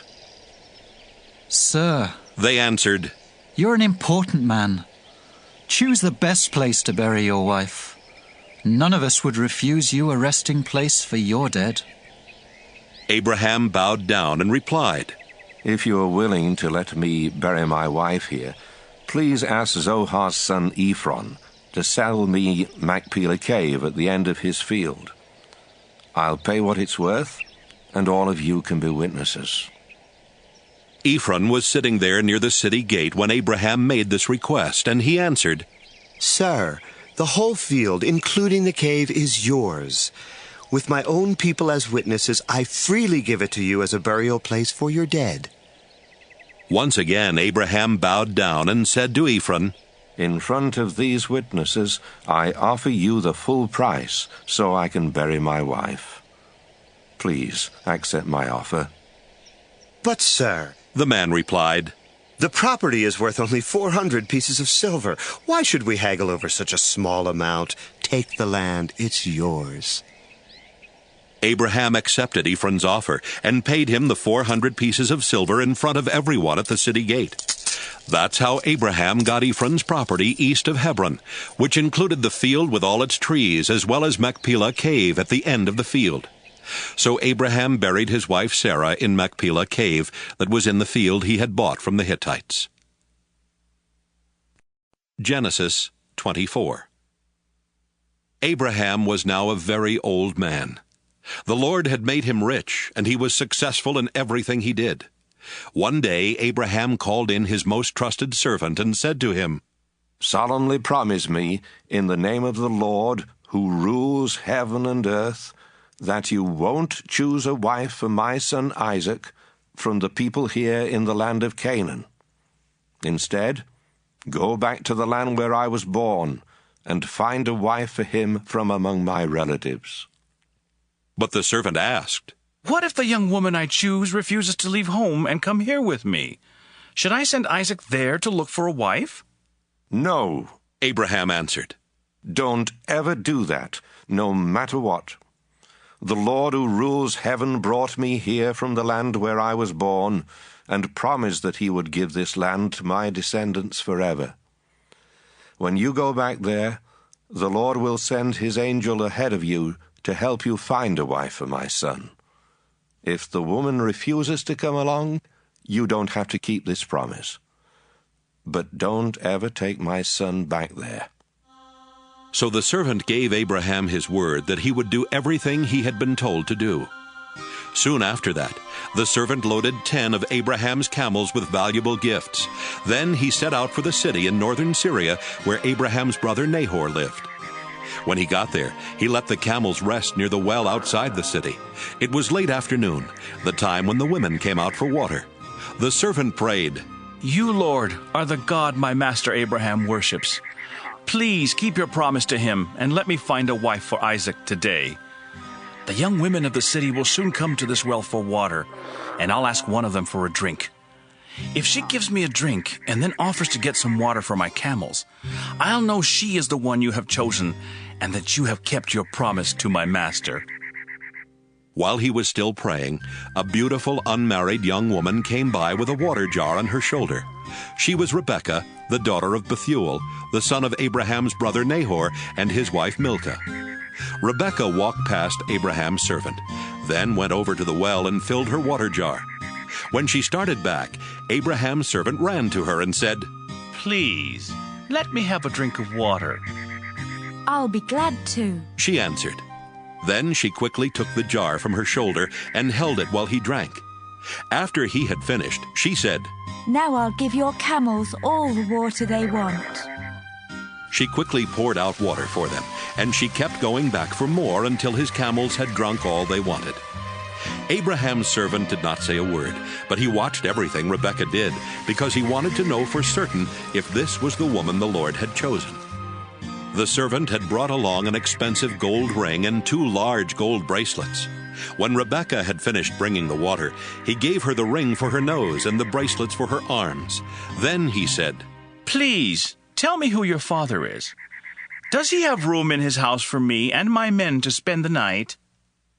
She answered, "My father is Bethuel, the son of Nahor and Milcah. We have a place where you and your men can stay, and we also have enough straw and feed for your camels." Then the servant bowed his head and prayed, "I thank you, Lord God of my master Abraham. You have led me to his relatives and kept your promise to him." Rebekah ran straight home and told her family everything. Her brother Laban heard her tell what the servant had said, and he saw the ring and the bracelet she was wearing. So Laban ran out to Abraham's servant, who was standing by his camels at the well. Then Laban said, "The Lord has brought you safely here. Come home with me. There's no need for you to keep on standing outside. I have a room ready for you in our house, and there's also a place for your camels." Abraham's servant went home with Laban, where Laban's servants unloaded his camels and gave them straw and feed. Then they brought water into the house, so Abraham's servant and his men could wash their feet. After that, they brought in food. But the servant said, "Before I eat, I must tell you why I have come." "Go ahead and tell us," Laban answered. The servant explained, "I am Abraham's servant. The Lord has been good to my master, and he has made him very rich. He has given him many sheep, goats, cattle, camels, and donkeys, as well as a lot of silver and gold, and many slaves. Sarah, my master's wife, didn't have any children until she was very old. Then she had a son, and my master has given him everything. I solemnly promised my master that I would do what he said, and he told me, 'Don't choose a wife for my son from the women in this land of Canaan. Instead, go back to the land where I was born, and find a wife for my son from among my relatives.' I asked my master, 'What if the young woman refuses to come with me?' My master answered, 'I have always obeyed the Lord, and he will send his angel to help you find my son a wife from among my own relatives. But if they refuse to let her come back with you, then you are freed from your promise.' When I came to the well today, I silently prayed, 'You, Lord, are the God my master Abraham worships, so please lead me to a wife for his son while I am here at the well. When a young woman comes out to get water, I'll ask her to give me a drink. If she gives me a drink and offers to get some water for my camels, I'll know she is the one you have chosen.' Even before I had finished praying, Rebekah came by with a water jar on her shoulder. When she had filled the jar, I asked her for a drink. She quickly lowered the jar from her shoulder and said, 'Have a drink, then I'll get water for your camels.' So I drank, and after that she got some water for my camels. I asked her who her father was, and she answered, 'My father is Bethuel, the son of Nahor and Milcah.' Right away I put the ring in her nose and the bracelets on her arms. Then I bowed my head and gave thanks to the God my master Abraham worships. The Lord had led me straight to my master's relatives, and I had found a wife for his son. Now, please tell me if you are willing to do the right thing for my master. Will you treat him fairly, or do I have to look for another young woman?" Laban and Bethuel answered, "The Lord has done this. We have no choice in the matter. Take Rebekah with you. She can marry your master's son, just as the Lord has said." Abraham's servant bowed down and thanked the Lord. Then he gave clothing as well as silver and gold jewelry to Rebekah. He also gave expensive gifts to her brother and her mother. Abraham's servant and the men with him ate and drank, then spent the night there. The next morning they got up, and the servant told Rebekah's mother and brother, "I would like to go back to my master now." "Let Rebekah stay with us for a week or 10 days. They answered. Then she may go." But he said, "Don't make me stay any longer. The Lord has already helped me find a wife for my master's son. Now let us return." They answered, "Let's ask Rebekah what she wants to do." They called her and asked, "Are you willing to leave with this man right now?" "Yes," she answered. So they agreed to let Rebekah and an old family servant woman leave immediately with Abraham's servant and his men. They gave Rebekah their blessing and said, "We pray that God will give you many children and grandchildren, and that he will help them defeat their enemies." Afterwards, Rebekah and the young women who were to travel with her prepared to leave. Then they got on camels and left with Abraham's servant and his men. At that time, Isaac was living in the southern part of Canaan near a place called the Well of the Living One Who Sees Me. One evening he was walking out in the fields when suddenly he saw a group of people approaching on camels, so he started toward them. Rebekah saw him coming. She got down from her camel and asked, "Who is that man?" "He is my master, Isaac," the servant answered. Then Rebekah covered her face with her veil. The servant told Isaac everything that had happened. Isaac took Rebekah into the tent where his mother had lived before she died, and Rebekah became his wife. He loved her and was comforted over the loss of his mother. Genesis 25. Abraham married Keturah, and they had 6 sons: Zimran, Jokshan, Medan, Midian, Ishbak, and Shua. Later, Jokshan became the father of Sheba and Dedan. And when Dedan grew up, he had 3 sons, Ashurim, Letushim, and Laamim. Midian also had 5 sons, Ephah, Epher, Hanok, Abida, and Eldaah. While Abraham was still alive, he gave gifts to the son of Hagar and Keturah. He also sent their sons to live in the east far from his son Isaac, and when Abraham died, he left everything to Isaac. Abraham died at the ripe old age of 175.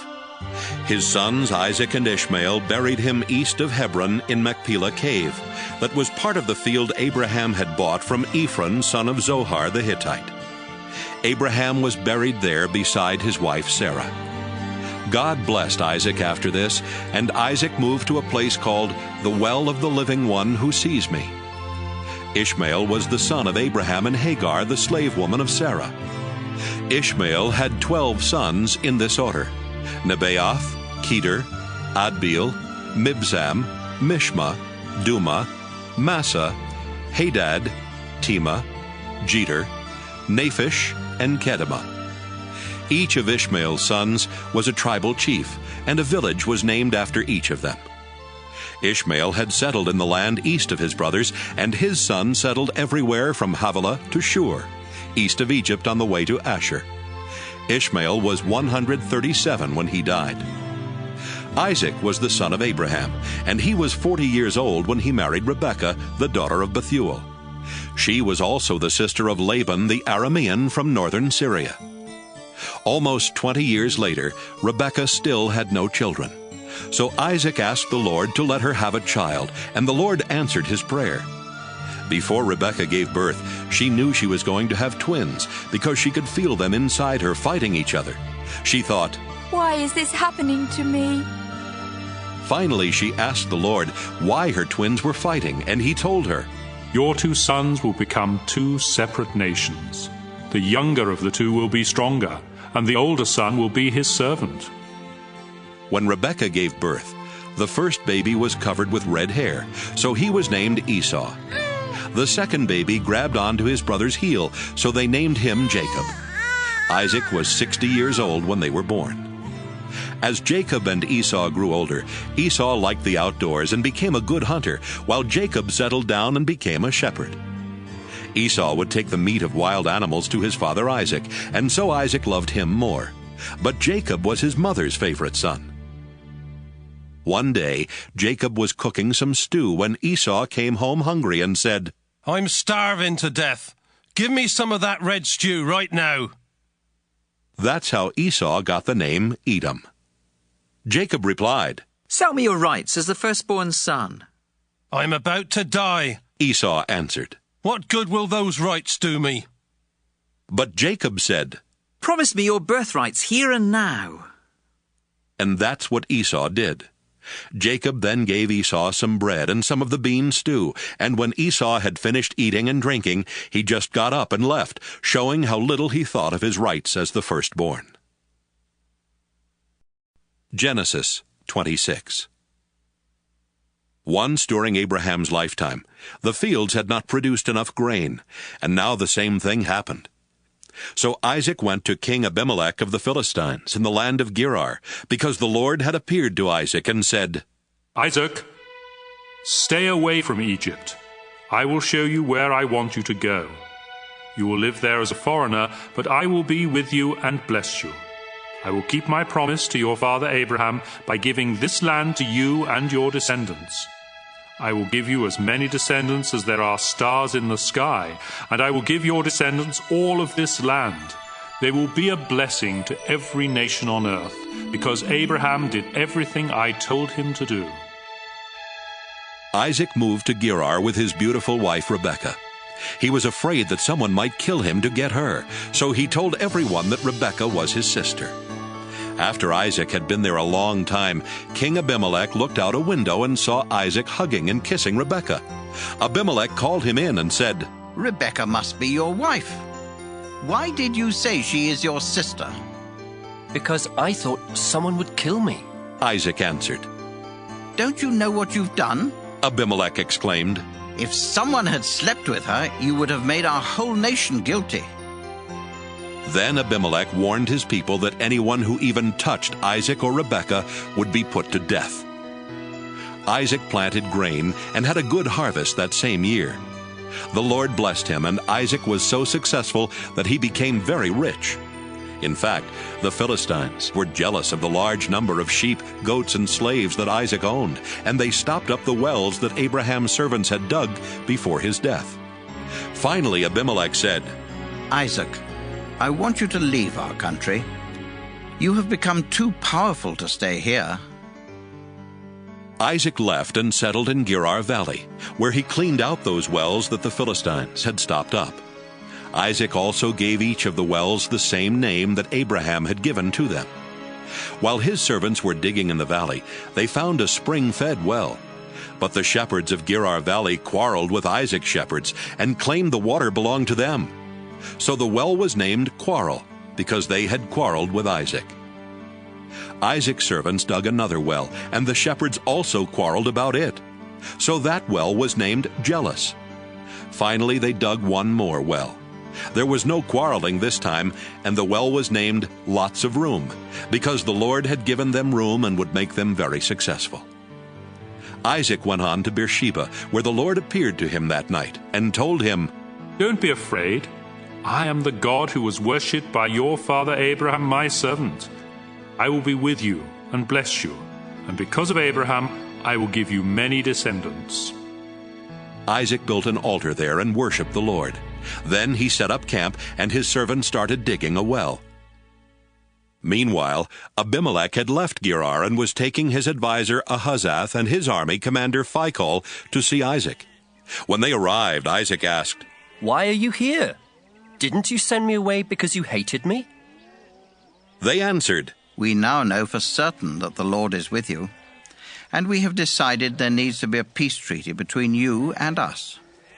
So let us make a solemn agreement not to harm each other. Remember, we have never hurt you, and when we sent you away, we let you go in peace. The Lord has truly blessed you." Isaac gave a big feast for them, and everyone ate and drank. Early the next morning, Isaac and the others made a solemn agreement. Then he let them go in peace.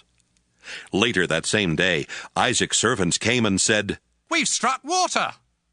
So Isaac named the well Shibah, and the town is still called Beersheba. When Esau was 40, he married Judith, the daughter of Beeri the Hittite, and Basemath, the daughter of Elon the Hittite. But these two women brought a lot of grief to his parents, Isaac and Rebekah. Genesis 27. After Isaac had become old and almost blind, he called in his firstborn son Esau, who asked him, "Father, what can I do for you?" Isaac replied, "I am old and might die at any time. So take your bow and arrows, then go out in the fields and kill a wild animal. Cook some of that tasty food that I love so much and bring it to me. I want to eat it once more and give you my blessing before I die." Rebekah had been listening, and as soon as Esau left to go hunting, she said to Jacob, "I heard your father tell Esau to kill a wild animal and cook some tasty food for your father before he dies. Your father said this because he wants to bless your brother with the Lord as his witness. Now, my son, listen carefully to what I want you to do. Go and kill 2 of your best young goats and bring them to me. I'll cook the tasty food that your father loves so much. Then you can take it to him, so he can eat it and give you his blessing before he dies." My brother Esau is a hairy man. Jacob reminded her, "And I am not. If my father touches me and realizes I am trying to trick him, he will put a curse on me instead of giving me a blessing." Rebekah insisted, "Let his curse fall on me. Just do what I say and bring me the meat." So Jacob brought the meat to his mother, and she cooked the tasty food that his father liked. Then she took Esau's best clothes and put them on Jacob. She also covered the smooth part of his hands and neck with goatskins, and gave him some bread and the tasty food she had cooked. Jacob went to his father and said, "Father, here I am." "Which one of my sons are you?" his father asked. Jacob replied, "I am Esau, your firstborn, and I have done what you told me. Please sit up and eat the meat I have brought. Then you can give me your blessing." Isaac asked, "My son, how did you find an animal so quickly?" The Lord your God was kind to me," Jacob answered. "My son," Isaac said, "come closer where I can touch you and find out if you really are Esau." Jacob went closer. His father touched him and said, "You sound like Jacob, but your hands feel hairy like Esau's." And so Isaac blessed Jacob, thinking he was Esau. Isaac asked, "Are you really my son Esau?" "Yes, I am," Jacob answered. So Isaac told him, "Serve me the wild meat, and I can give you my blessing." Jacob gave him some meat, and he ate it. He also gave him some wine, and he drank it. Then Isaac said, "Son, come over here and kiss me." While Jacob was kissing him, Isaac caught the smell of his clothes and said, "The smell of my son is like a field the Lord has blessed. God will bless you, my son, with dew from heaven and with fertile fields, rich with grain and grapes. Nations will be your servants and bow down to you. You will rule over your brothers, and they will kneel at your feet. Anyone who curses you will be cursed, Anyone who blesses you will be blessed. Right after Isaac had given Jacob his blessing and Jacob had gone, Esau came back from hunting. He cooked the tasty food, brought it to his father, and said, "Father, please sit up and eat the meat I brought you, so you can give me your blessing." "Who are you?" Isaac asked. "I am Esau, your firstborn son." Isaac started trembling and said, "Then who brought me some wild meat right before you came in? I ate it and gave him a blessing that cannot be taken back." Esau cried loudly and begged, "Father, give me a blessing too." Isaac answered, "Your brother tricked me and stole your blessing." Esau replied, "My brother deserves the name Jacob, because he has already cheated me twice. The first time he cheated me out of my rights as the firstborn son, and now he has cheated me out of my blessing."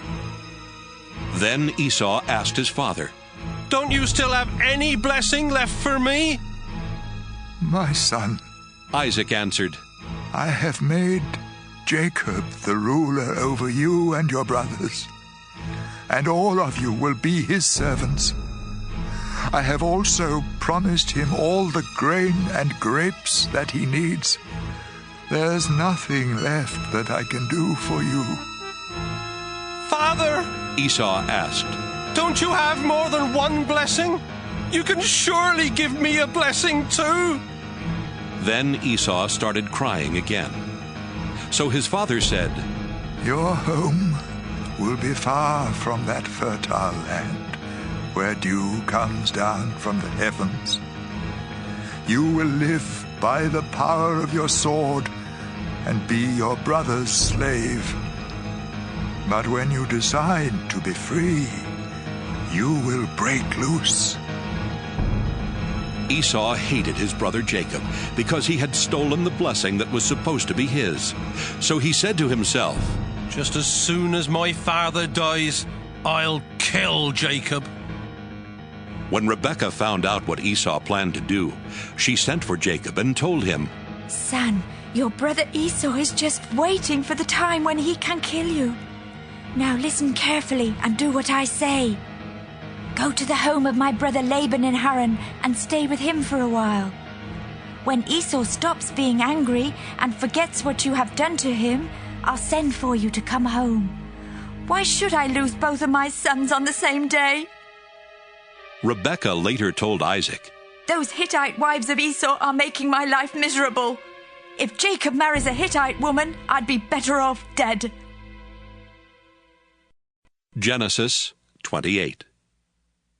Isaac called in Jacob, then gave him a blessing and said, "Don't marry any of those Canaanite women. Go at once to your mother's father Bethuel in northern Syria, and choose a wife from one of the daughters of Laban, your mother's brother. I pray that God all-powerful will bless you with many descendants and let you become a great nation. May he bless you with the land he gave Abraham, so that you will take over this land where we now live as foreigners." Isaac then sent Jacob to stay with Rebekah's brother Laban, the son of Bethuel the Aramean. Esau found out that his father Isaac had blessed Jacob and had warned him not to marry any of the Canaanite women. He also learned that Jacob had been sent to find a wife in northern Syria and that he had obeyed his father and mother. Esau already had several wives, but he realized at last how much his father hated the Canaanite women. So he married Ishmael's daughter Mahalath, who was the sister of Nebaioth and the granddaughter of Abraham. Jacob left the town of Beersheba and started out for Haran. At sunset he stopped for the night and went to sleep, resting his head on a large rock. In a dream, he saw a ladder that reached from earth to heaven, and God's angels were going up and down on it. The Lord was standing beside the ladder and said, "I am the Lord God who was worshipped by Abraham and Isaac. I will give to you and your family the land on which you are now sleeping. Your descendants will spread over the earth in all directions and will become as numerous as the specks of dust. Your family will be a blessing to all people. Wherever you go, I will watch over you. Then later I will bring you back to this land. I won't leave you. I will do all I have promised." Jacob woke up suddenly and thought, "The Lord is in this place, and I didn't even know it."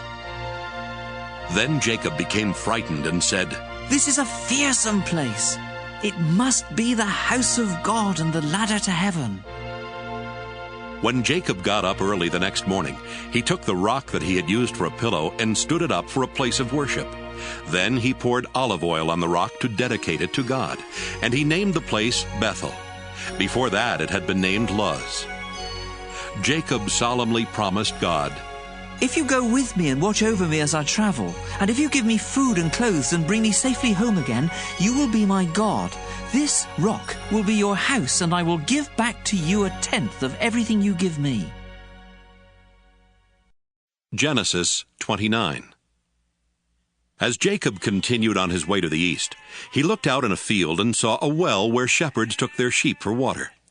3 flocks of sheep were lying around the well, which was covered with a large rock. Shepherds would roll the rock away when all their sheep had gathered there. Then, after the sheep had been watered, the shepherds would roll the rock back over the mouth of the well. Jacob asked the shepherds, "Where are you from?" "We're from Haran." They answered. Then he asked, "Do you know Nahor's grandson, Laban?" "Yes, we do." They replied. "How is he?" Jacob asked. "He's fine." They answered. "And here comes his daughter Rachel with the sheep." Jacob told them, "Look, the sun is still high up in the sky, and it's too early to bring in the rest of the flocks. Water your sheep and take them back to the pasture." But they replied, "We can't do that until they all get here and the rock has been rolled away from the well." While Jacob was still talking with the men, his cousin Rachel came up with her father's sheep.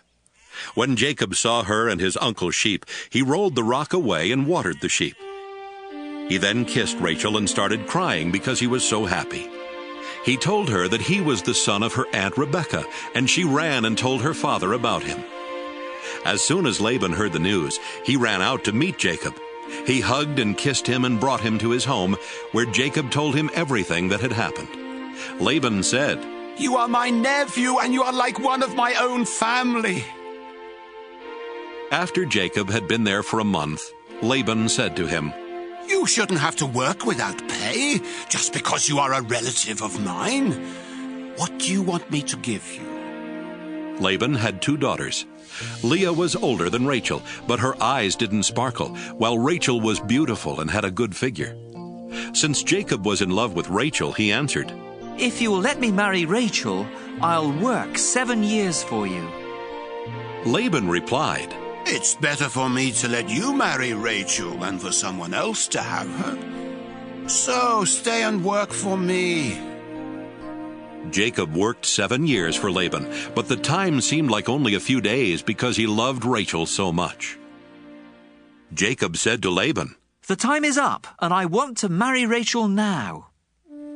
So Laban gave a big feast and invited all their neighbors. But that evening, he brought Leah to Jacob, who married her and spent the night with her. Laban also gave Zilpah to Leah as her servant woman. The next morning, Jacob found out that he had married Leah, and he asked Laban, "Why did you do this to me? Didn't I work to get Rachel? Why did you trick me?" Laban replied, "In our country, the older daughter must get married first. After you spend this week with Leah, you may also marry Rachel. But you will have to work for me another 7 years." At the end of the week of celebration, Laban let Jacob marry Rachel, and he gave her his servant woman Bilhah. Jacob loved Rachel more than he did Leah, but he had to work another 7 years for Laban. The Lord knew that Jacob loved Rachel more than he did Leah, and so he gave children to Leah, but not to Rachel. Leah gave birth to a son and named him Reuben, because she said, "The Lord has taken away my sorrow. Now my husband will love me more than he does Rachel." She had a second son, and named him Simeon, because she said, "The Lord has heard that my husband doesn't love me." When Leah's third son was born, she said, "Now my husband will hold me close." So this son was named Levi. She had one more son and named him Judah, because she said, "I'll praise the Lord."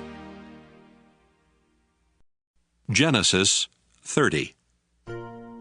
Rachel was very jealous of Leah for having children, and she said to Jacob, "I'll die if you don't give me some children." But Jacob became upset with Rachel and answered, "Don't blame me. I'm not God." "Here, take my servant Bilhah. Rachel told him. Have children by her, and I'll let them be born on my knees to show that they are mine." Then Rachel let Jacob marry Bilhah, and they had a son. Rachel named him Dan because she said, "God has answered my prayers. He has judged me and given me a son." When Bilhah and Jacob had a second son, Rachel said, "I've struggled hard with my sister, and I've won." So she named the boy Naphtali. When Leah realized she could not have any more children, she let Jacob marry her servant Zilpah, and they had a son. "I'm really lucky," Leah said, and she named the boy Gad. When they had another son, Leah exclaimed, "I'm happy now, and all the women will say how happy I am." So she named him Asher. During the time of the wheat harvest, Reuben found some love flowers and took them to his mother Leah. Rachel asked Leah for some of them, but Leah said, "It's bad enough that you stole my husband. Now you want my son's love flowers too." "All right," Rachel answered. "Let me have the flowers, and you can sleep with Jacob tonight." That evening, when Jacob came in from the fields, Leah told him, "You're sleeping with me tonight. I hired you with my son's love flowers." They slept together that night, and God answered Leah's prayers by giving her a fifth son. Leah shouted, "God has rewarded me for letting Jacob marry my servant." And she named the boy Issachar. When Leah had another son, she exclaimed, "God has given me a wonderful gift, and my husband will praise me for giving him 6 sons." So she named the boy Zebulun. Later, Leah had a daughter and named her Dinah. Finally, God remembered Rachel. He answered her prayer by giving her a son. "God has taken away my disgrace," she said.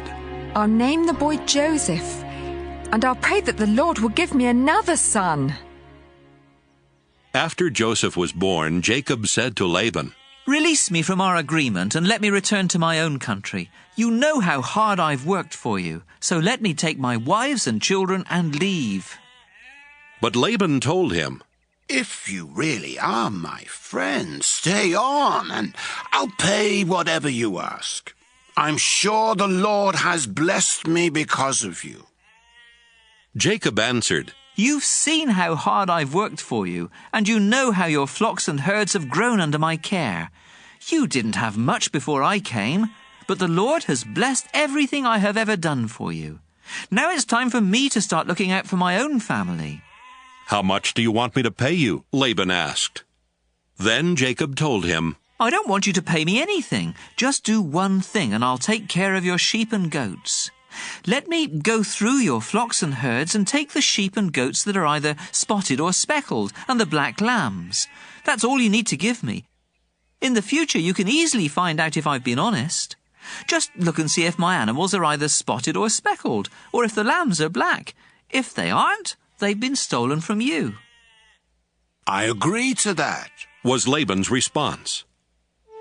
Before the end of the day, Laban had separated his spotted and speckled animals and the black lambs from the others, and had put his sons in charge of them. Then Laban made Jacob keep the rest of the sheep and goats at a distance of 3 days' journey. Jacob cut branches from some poplar trees and from some almond and evergreen trees. He peeled off part of the bark and made the branches look spotted and speckled. Then he put the branches where the sheep and goats would see them while they were drinking from the water trough. The goats mated there in front of the branches, and their young were spotted and speckled. Some of the sheep that Jacob was keeping for Laban were already spotted. And when the others were ready to mate, he made sure that they faced in the direction of the spotted and black ones. In this way, Jacob built up a flock of sheep for himself and did not put them with the other sheep. When the stronger sheep were mating near the drinking place, Jacob made sure that the spotted branches were there.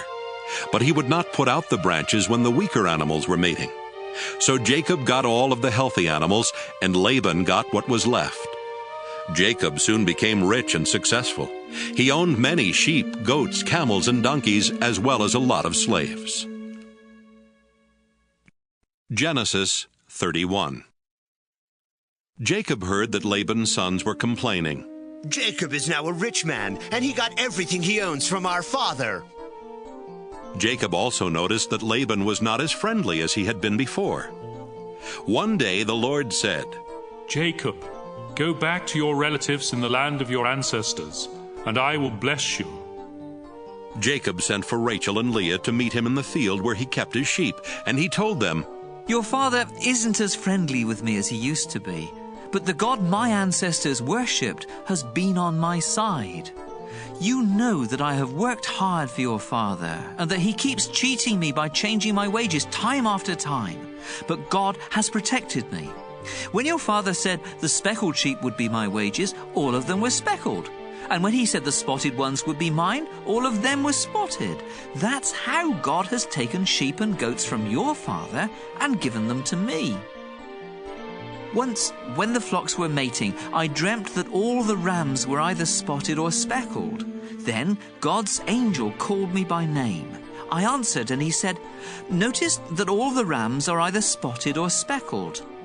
I know everything Laban is doing to you, and I am the God you worshipped at Bethel when you poured olive oil on a rock and made a promise to me. Leave here right away and return to the land where you were born. Rachel and Leah said to Jacob, There's nothing left for us to inherit from our father. He treats us like foreigners, and has even cheated us out of the bride price that should have been ours. Now do whatever God tells you to do. Even the property God took from our father and gave to you really belongs to us and our children. Then Jacob, his wives, and his children got on camels and left for the home of his father Isaac in Canaan. Jacob took all of the flocks, herds, and other property that he had gotten in northern Syria.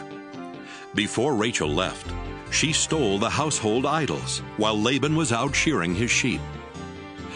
Jacob tricked Laban the Aramean by not saying that he intended to leave.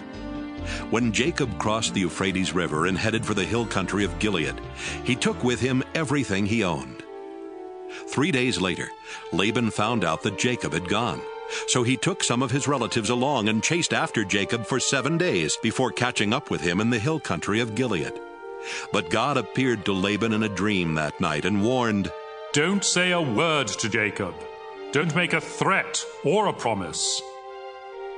Jacob had set up camp in the hill country of Gilead when Laban and his relatives came and set up camp in another part of the hill country. Laban went to Jacob and said, Look, what have you done? You've tricked me and run off with my daughters like a kidnapper. Why did you sneak away without telling me? I would have given you a going-away party with singing and with music on tambourines and harps. You didn't even give me a chance to kiss my own grandchildren and daughters goodbye. That was really foolish. I could easily hurt you, but the God your father worshipped has warned me not to make any threats or promises.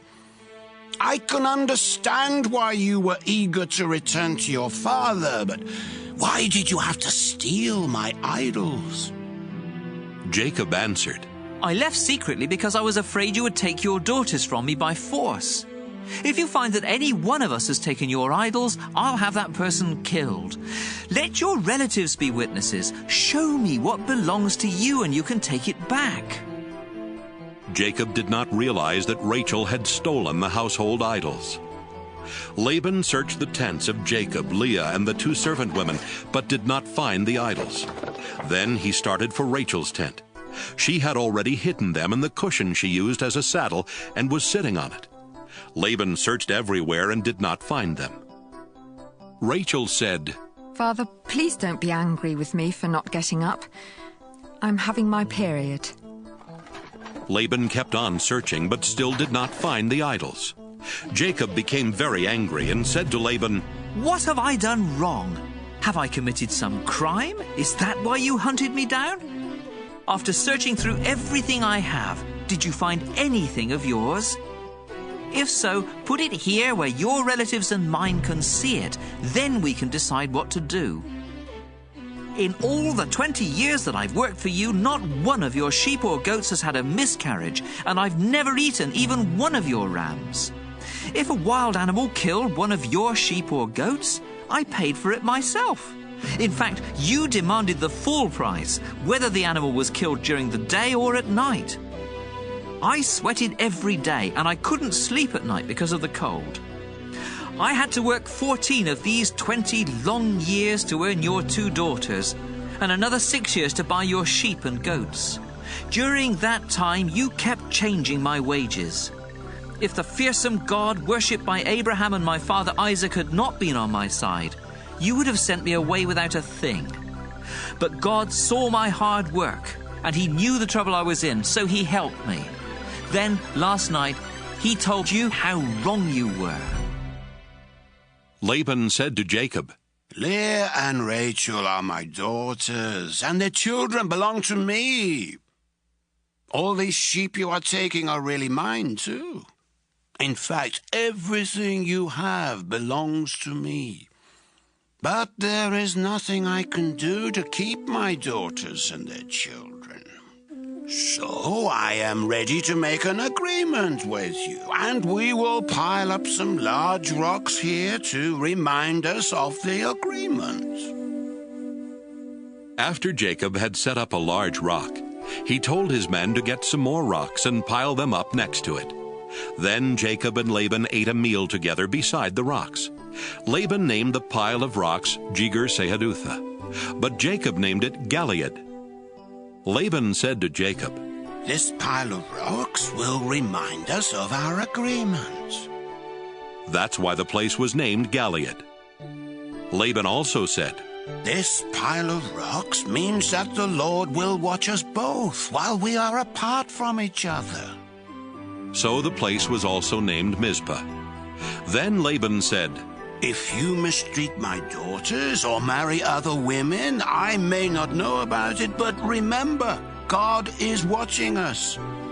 Both this pile of rocks and this large rock have been set up between us as a reminder. I must never go beyond them to attack you, and you must never go beyond them to attack me. My father Nahor, your grandfather Abraham, and their ancestors all worship the same God, and he will make sure that we each keep the agreement." Then Jacob made a promise in the name of the fearsome God his father Isaac had worshipped. Jacob killed an animal and offered it as a sacrifice there on the mountain, and he invited his men to eat with him. After the meal, they spent the night on the mountain. Early the next morning, Laban kissed his daughters and his grandchildren goodbye, then he left to go back home. Genesis 32. As Jacob was on his way back home, some of God's angels came and met him. When Jacob saw them, he said, "This is God's camp." So he named the place Mahanaim. Jacob sent messengers on ahead to Esau, who lived in the land of Seir, also known as Edom. Jacob told them to say to Esau, "Master, I am your servant. I have lived with Laban all this time, and now I own cattle, donkeys, and sheep, as well as many slaves. Master, I am sending these messengers in the hope that you will be kind to me." When the messengers returned, they told Jacob, "We went to your brother Esau, and now he's heading this way with 400 men. Jacob was so frightened that he divided his people, sheep, cattle, and camels into 2 groups. He thought, "If Esau attacks one group, perhaps the other can escape." Then Jacob prayed, "You, Lord, are the God who was worshipped by my grandfather Abraham and by my father Isaac. You told me to return home to my family, and you promised to be with me and make me successful. I don't deserve all the good things you have done for me, your servant. When I first crossed the Jordan, I had only my walking stick, but now I have 2 large groups of people and animals. Please rescue me from my brother. I am afraid he will come and attack not only me, but my wives and children as well. But you have promised that I would be a success, and that someday it will be as hard to count my descendants as it is to count the stars in the sky. After Jacob had spent the night there, he chose some animals as gifts for Esau: 200 female goats and 20 males, 200 female sheep and 20 males, 30 female camels with their young, 40 cows and 10 bulls, and 20 female donkeys and 10 males. Jacob put servants in charge of each herd and told them, "Go ahead of me and keep a space between each herd." Then he said to the servant in charge of the first herd, "When Esau meets you, he will ask whose servant you are. He will want to know where you are going and who owns those animals in front of you. So tell him, they belong to your servant Jacob, who is coming this way. He is sending them as a gift to his master Esau." Jacob also told the men in charge of the second and third herds and those who followed to say the same thing when they met Esau. And Jacob told them to be sure to say that he was right behind them. Jacob hoped the gifts would make Esau friendly, so Esau would be glad to see him when they met. Jacob's men took the gifts on ahead of him, but he spent the night in camp. Jacob got up in the middle of the night and took his wives, his 11 children, and everything he owned across to the other side of the Jabbok River for safety. Afterwards, Jacob went back and spent the rest of the night alone.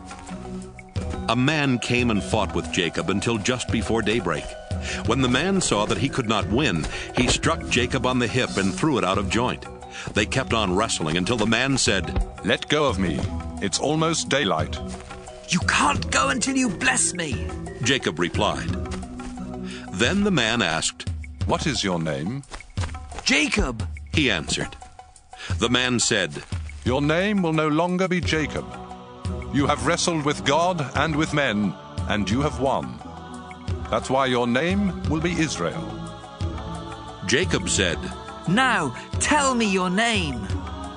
"Don't you know who I am?" he asked, and he blessed Jacob. Jacob said, "I have seen God face to face, and I am still alive." So he named the place Peniel. The sun was coming up as Jacob was leaving Peniel. He was limping because he had been struck on the hip, and the muscle on his hip joint had been injured. That's why even today the people of Israel don't eat the hip muscle of any animal. Genesis 33. Later that day, Jacob met Esau coming with his 400 men. So Jacob had his children walk with their mothers. The 2 servant women, Zilpah and Bilhah, together with their children went first, followed by Leah and her children, then by Rachel and Joseph. Jacob himself walked in front of them all, bowing to the ground 7 times as he came near his brother. But Esau ran toward Jacob and hugged and kissed him. Then the 2 brothers started crying. When Esau noticed the women and children, he asked, "Whose children are these?" Jacob answered, "These are the ones the Lord has been kind enough to give to me, your servant." Then the 2 servant women and their children came and bowed down to Esau. Next, Leah and her children came and bowed down. Finally, Joseph and Rachel also came and bowed down. Esau asked Jacob, "What did you mean by these herds I met along the road?" "Master," Jacob answered, "I sent them so that you would be friendly to me." "But brother, I already have plenty," Esau replied. "Keep them for yourself." "No," Jacob said. "Please accept these gifts as a sign of your friendship for me. When you welcomed me and I saw your face, it was like seeing the face of God. Please accept these gifts I brought to you. God has been good to me, and I have everything I need." Jacob kept insisting until Esau accepted the gifts. "Let's get ready to travel," Esau said. "I'll go along with you." But Jacob answered, "Master, you know traveling is hard on children, and I have to look after the sheep and goats that are nursing their young. If my animals travel too much in one day, they will all die. Why don't you go on ahead and let me travel along slowly with the children, the herds and the flocks? We can meet again in the country of Edom." Esau replied, "Let me leave some of my men with you." "You don't have to do that," Jacob answered. "I am happy simply knowing that you are friendly to me." So Esau left for Edom. But Jacob went to Succoth, where he built a house for himself and set up shelters for his animals. That's why the place is called Succoth. After leaving northern Syria, Jacob arrived safely at Shechem in Canaan and set up camp outside the city. The land where he camped was owned by the descendants of Hamor, the father of Shechem. So Jacob paid them 100 pieces of silver for the property. Then he set up his tents and built an altar there to honor the God of Israel. Genesis 34. Dinah, the daughter of Jacob and Leah, went to visit some of the women who lived there. She was seen by Hamor's son Shechem, the leader of the Hivites, and he grabbed her and raped her. But Shechem was attracted to Dinah, so he told her how much he loved her. He even asked his father to get her for his wife. Meanwhile, Jacob heard what had happened. But his sons were out in the fields with the cattle, so he did not do anything at the time. Hamor arrived at Jacob's home just as Jacob's sons were coming in from work. When they learned that their sister had been raped, they became furiously angry. Nothing is more disgraceful than rape, and it should not be tolerated in Israel. Hamor said to Jacob and his sons, "My son Shechem really loves Dinah. Please, let him marry her. Why don't you start letting your families marry into our families, and ours marry into yours? You can share this land with us. Move freely about until you find the property you want. Then buy it and settle down here." Shechem added, "Do this favor for me, and I'll give whatever you want. Ask anything, no matter how expensive. I'll do anything. Just let me marry Dinah." Jacob's sons wanted to get even with Shechem and his father because of what had happened to their sister. So they tricked them by saying, "You're not circumcised. It would be a disgrace for us to let you marry Dinah now. But we will let you marry her if you and the other men in your tribe get circumcised. Then your families can marry into ours, and ours can marry into yours, and we can live together like one nation. But if you don't agree to get circumcised, we'll take Dinah and leave this place." Hamor and Shechem liked what was said. Shechem was the most respected person in his family, and he was so in love with Dinah that he hurried off to get everything done. The two men met with the other leaders of their city and told them, "These people really are friendly. Why not let them move freely about until they find the property they want? There's enough land here for them and for us. Then our families can marry into theirs, and theirs can marry into ours." We have to do only one thing before they'll agree to stay here and become one nation with us. Our men will have to be circumcised like their men. Just think, we'll get their property as well as their flocks and herds. All we have to do is to agree, and they'll live here with us. Every grown man followed this advice and got circumcised.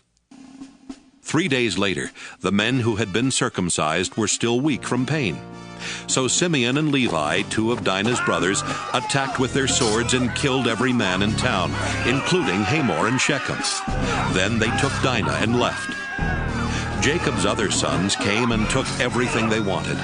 All this was done because of the horrible thing that had happened to their sister. They took sheep, goats, donkeys, and everything else that was in the town or the fields. After taking everything of value from the houses, they dragged away the wives and children of their victims. Jacob said to Simeon and Levi, "Look what you've done. Now I'm in real trouble with the Canaanites and Perizzites who live around here. There aren't many of us, and if they attack, they'll kill everyone in my household." They answered, "Was it right to let our own sister be treated that way?" Genesis 35. God told Jacob, "Return to Bethel, where I appeared to you when you were running from your brother Esau. Make your home there and build an altar for me." Jacob said to his family and to everyone else who was traveling with him, Get rid of your foreign gods. Then make yourselves acceptable to worship God and put on clean clothes. Afterwards, we'll go to Bethel. I will build an altar there for God who answered my prayers when I was in trouble and who has always been at my side." So everyone gave Jacob their idols and their earrings, and he buried them under the oak tree near Shechem. While Jacob and his family were traveling through Canaan, God terrified the people in the town so much that no one dared bother them. Finally, they reached Bethel, also known as Luz. Jacob built an altar there and called it God of Bethel, because that was the place where God had appeared to him when he was running from Esau. While they were there, Rebekah's personal servant Deborah died. They buried her under an oak tree and called it Weeping Oak.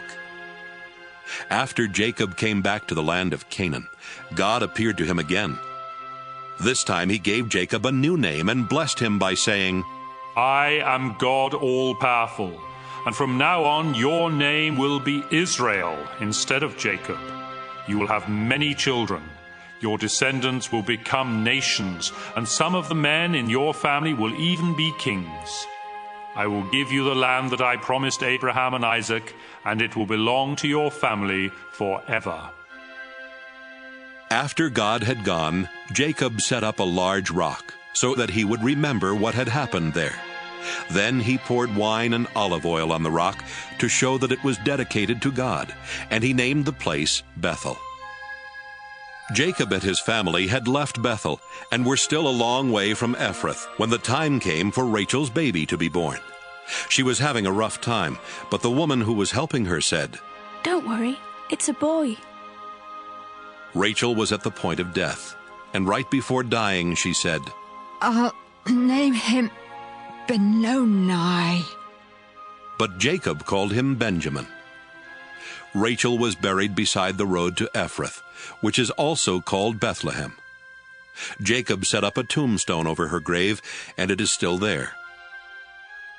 Jacob, also known as Israel, traveled to the south of Eder Tower, where he set up camp. During their time there, Jacob's oldest son Reuben slept with Bilhah, who was one of Jacob's other wives, and Jacob found out about it. Jacob had 12 sons while living in northern Syria. His firstborn Reuben was the son of Leah, who later gave birth to Simeon, Levi, Judah, Issachar, and Zebulun. Leah's servant Zilpah had 2 sons, Gad and Asher. Jacob and his wife Rachel had Joseph and Benjamin. Rachel's servant woman Bilhah had 2 more sons, Dan and Naphtali. Jacob went to his father Isaac at Hebron, also called Mamre or Kiriath Arba, where Isaac's father Abraham had lived as a foreigner. Isaac died at the ripe old age of 180. Then his sons Esau and Jacob buried him. Genesis 36. Esau, also known as Edom, had many descendants. He married 3 Canaanite women. The first was Adah, the daughter of Elam the Hittite. The second was Oholibamah, the daughter of Anah and the granddaughter of Zibeon the Hivite. The third was Basemath, who was Ishmael's daughter and Nebaioth's sister. Esau and his 3 wives had 5 sons while in Canaan. Adah's son was Eliphaz. Basemath's son was Reuel. Oholibamah's 3 sons were Jeush, Jalam, and Korah. Esau took his children and wives, his relatives and servants, his animals and possessions he had gotten while in Canaan, and moved far from Jacob. He did this because the land was too crowded and could not support him and his brother with their flocks and herds. That's why Esau made his home in the hill country of Seir. Esau lived in the hill country of Seir and was the ancestor of the Edomites. Esau had 3 wives, Adah, Basemath, and Oholibamah. Here is a list of his descendants. Esau and Adah had a son named Eliphaz, whose sons were Teman, Omar, Zepho, Gatam, and Kenaz. Timnah was the other wife of Esau's son Eliphaz, and she had a son named Amalek. Esau and Basemath had a son named Reuel, whose sons were Nahath, Zerah, Shammah, and Mizah. Esau and Oholibamah had 3 sons, Jeush, Jalam, and Korah. Esau and Ada's oldest son was Eliphaz, and the clans that descended from him were Teman, Omar, Zepho, Kenaz, Korah, Gatam, and Amalek. These and Esau's other descendants lived in the land of Edom. The clans that descended from Esau and Basemath's son Reuel were Nahath, Zerah, Shammah, and Mizah. The clans that descended from Esau and Aholibamah, the daughter of Anah, were Jeush, Jalam, and Korah. All of these clans descended from Esau, who was known as Edom. Seir was from the Horite tribe that lived in Edom before the time of Esau. The clans that had descended from him were Lotan, Shobal, Zibeon, Anah, Dishon, Ezer, and Dishan. Lotan's sons were Horai and Heman. His sister was Timnah. Shobal's sons were Alvan, Manahath, Ebal, Shepho, and Onam. Zibeon's sons were Ea and Anah, the same Anah who found an oasis in the desert while taking the donkeys of his father out to pasture. Anah's children were Dishon and Aholibamah. Dishon's sons were Hemdan, Eshban, Ithran, and Kiran. Ezer's sons were Bilhan, Zeavan, and Achan. Dishan's sons were Uz and Aaron. The clans of the Horites were Lotan, Shobal, Zibeon, Anah, Dishon, Ezer, and Dishan, and they lived in the land of Seir. Before there were kings in Israel, the following kings ruled Edom one after another: Bela, son of Beor, from Dinhabah; Jobab, son of Zerah, from Basra; Husham, from the land of Teman; Hadad, son of Bedad, from Avith. Bedad had defeated the Midianites in Moab; Samlah, from Masrekah; Shaul, from the city of Rehoboth on the Euphrates River; Baal-Hanan, son of Akbor; Hadar, from the city of Pau. His wife Mehetabel was the daughter of Matred and the granddaughter of Mezahab. The clans that descended from Esau took their names from their families and the places where they lived. They are Timnah, Alva, Jethath, Aholibamah, Elah, Pinon, Kenaz, Teman, Mibzar, Magdiel, and Iram. These clans descended from Esau, who was known as Edom, the father of the Edomites. They took their names from the places where they settled. Genesis 37. Jacob lived in the land of Canaan, where his father Isaac had lived, and this is the story of his family. When Jacob's son Joseph was 17 years old, he took care of the sheep with his brothers, the sons of Bilhah and Zilpah. But he was always telling his father all sorts of bad things about his brothers. Jacob loved Joseph more than he did any of his other sons, because Joseph was born after Jacob was very old. Jacob had given Joseph a fancy coat to show that he was his favorite son, and so Joseph's brothers hated him and would not be friendly to him. One day, Joseph told his brothers what he had dreamed, and they hated him even more. Joseph said, "Let me tell you about my dream. We were out in the field, tying up bundles of wheat. Suddenly, my bundle stood up, and your bundles gathered round and bowed down to it." His brothers asked, "Do you really think you're going to be king and rule over us?" Now they hated Joseph more than ever because of what he had said about his dream. Joseph later had another dream, and he told his brothers, "Listen to what else I dreamed. The sun, the moon, and 11 stars bowed down to me." When he told his father about this dream, his father became angry and said, "What's that supposed to mean? Are your mother and I and your brothers all going to come and bow down in front of you?" Joseph's brothers were jealous of him, but his father kept wondering about the dream. One day when Joseph's brothers had taken the sheep to a pasture near Shechem, his father Jacob said to him, "I want you to go to your brothers. They are with the sheep near Shechem." "Yes, sir," Joseph answered. His father said, "Go and find out how your brothers and the sheep are doing. Then come back and let me know." So he sent him from Hebron Valley. Joseph was near Shechem and wandering through the fields when a man asked, "What are you looking for?" Joseph answered, "I'm looking for my brothers who are watching the sheep. Can you tell me where they are?" "They're not here anymore," the man replied. I overheard them say they were going to Dothan. Joseph left and found his brothers in Dothan. But before he got there, they saw him coming and made plans to kill him. They said to one another, "Look, here comes the hero of those dreams.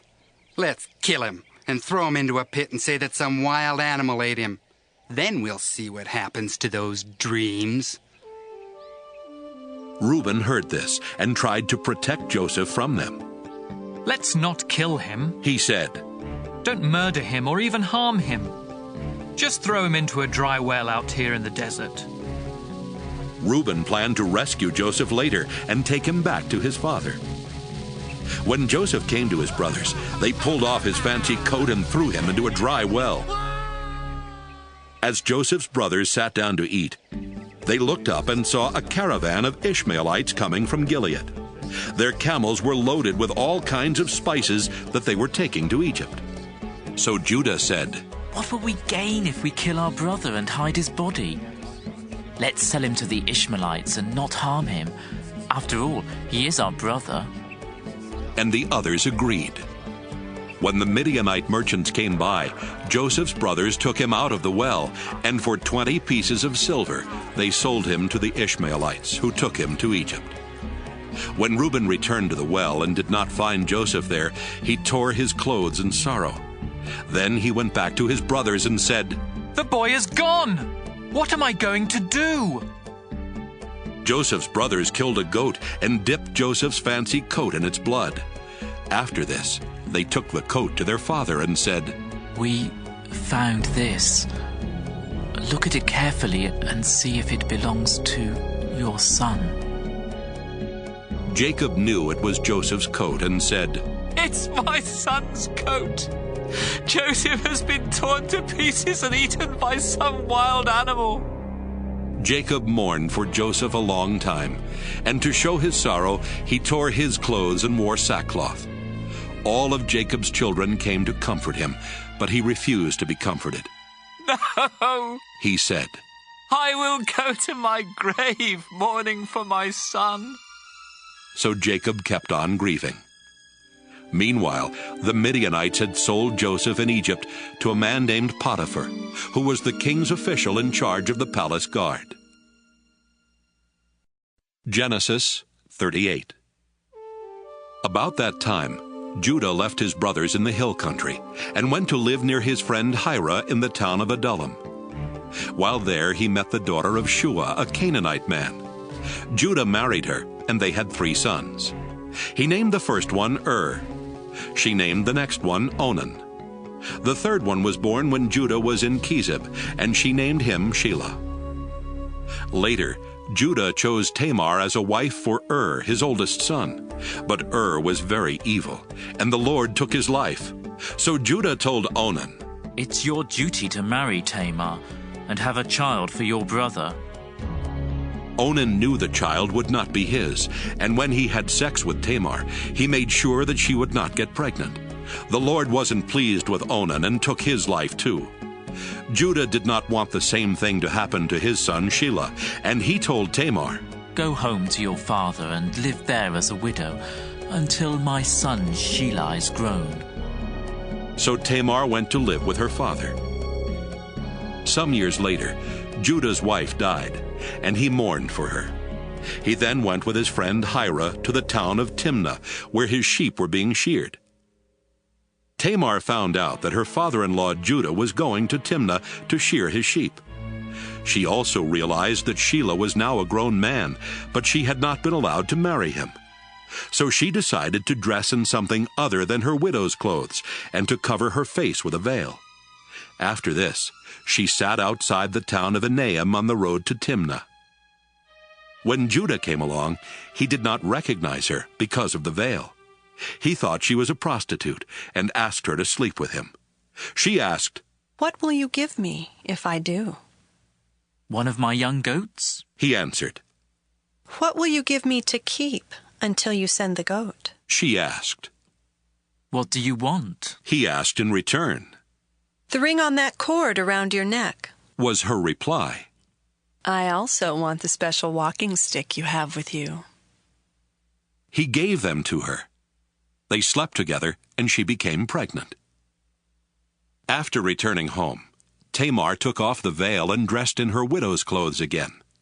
Judah had his friend Hira take a goat to the woman, so he could get back the ring and walking stick, but she wasn't there. Hira asked the people of Enaim, "Where is the prostitute who sat along the road outside your town?" "There's never been one here," they answered. Hira went back and told Judah, "I couldn't find the woman, and the people of Enaim said no prostitute had ever been there." "If you couldn't find her, we'll just let her keep the things I gave her," Judah answered.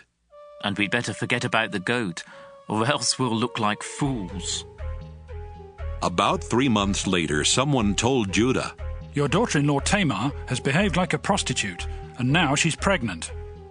"Drag her out of town and burn her to death," Judah shouted. As Tamar was being dragged off, she sent someone to tell her father-in-law, "The man who gave me this ring, this cord, and this walking stick is the one who got me pregnant." "Those are mine," Judah admitted.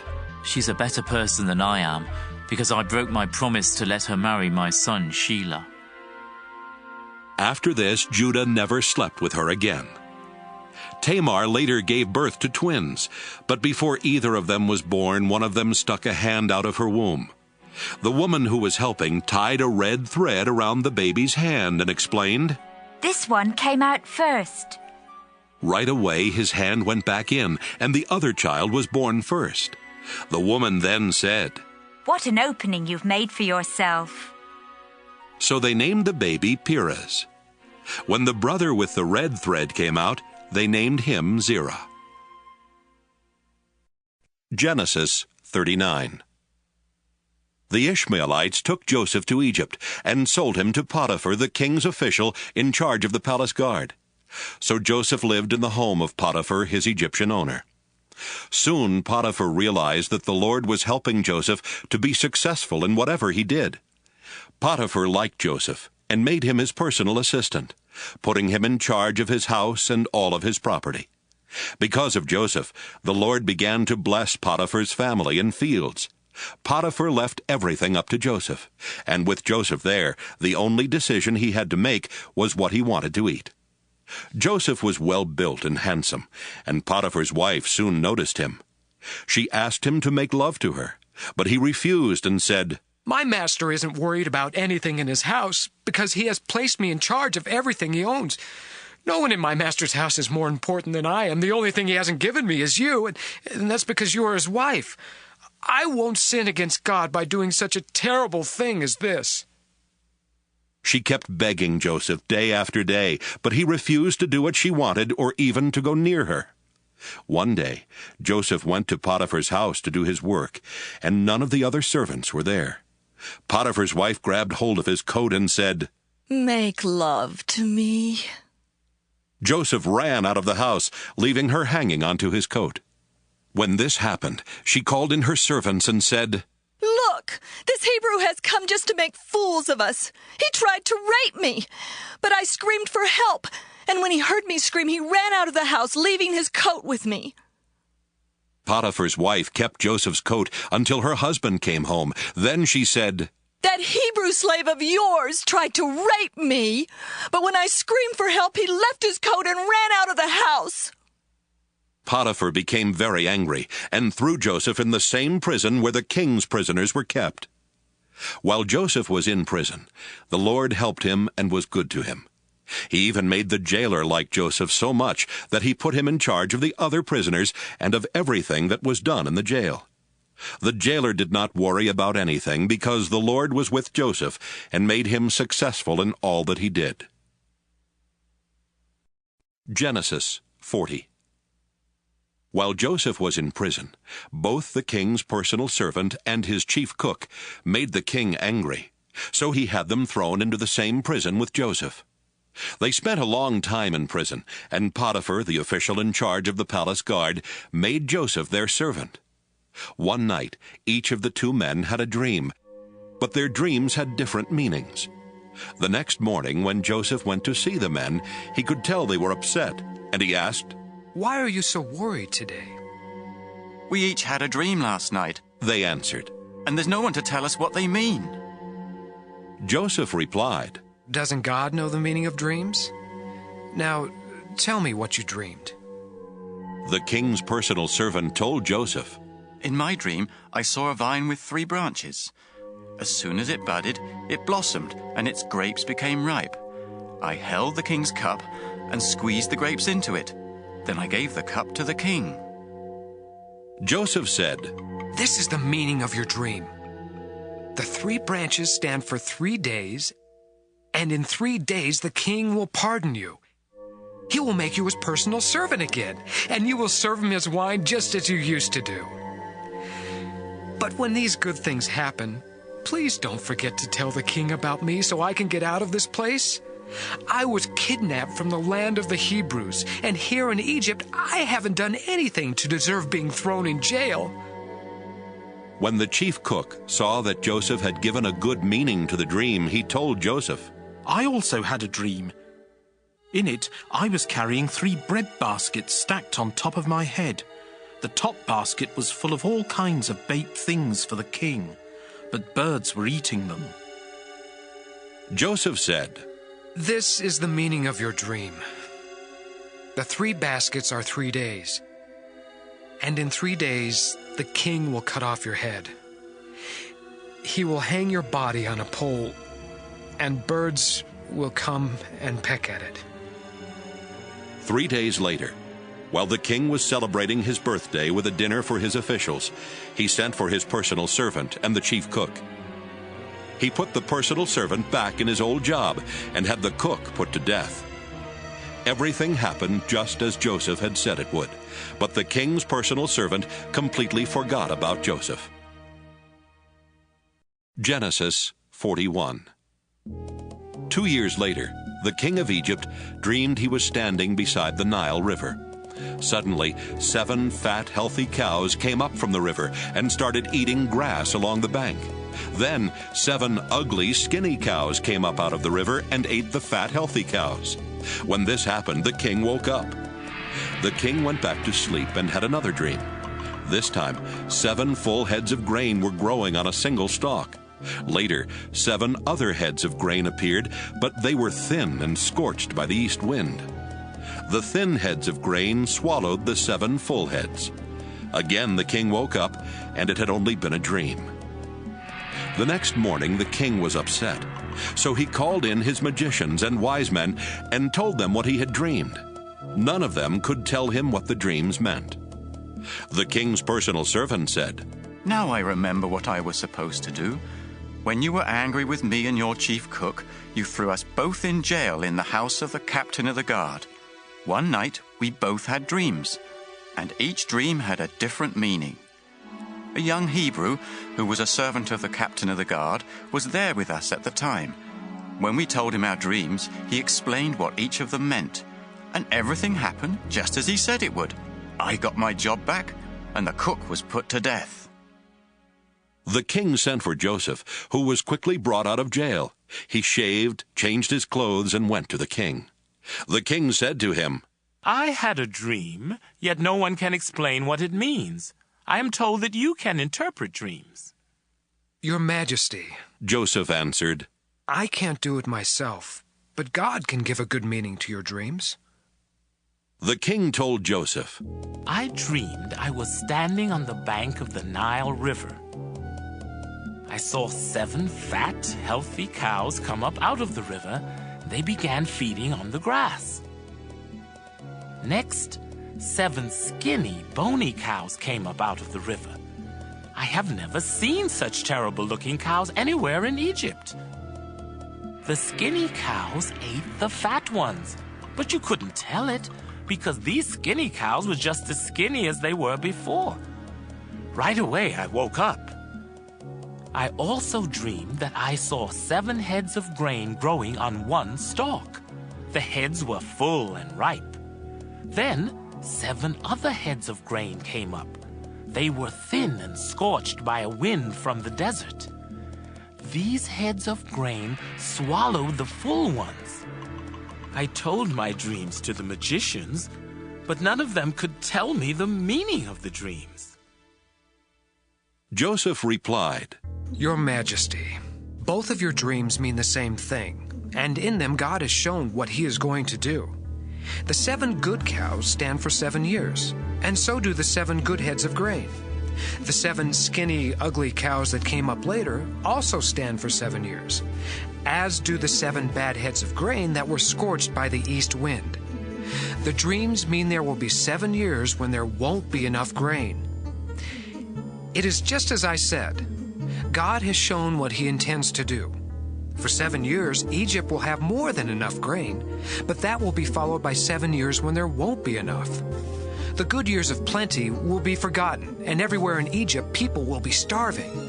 The famine will be so bad that no one will remember that once there had been plenty. God has given you 2 dreams to let you know that he has definitely decided to do this, and that he will do it soon.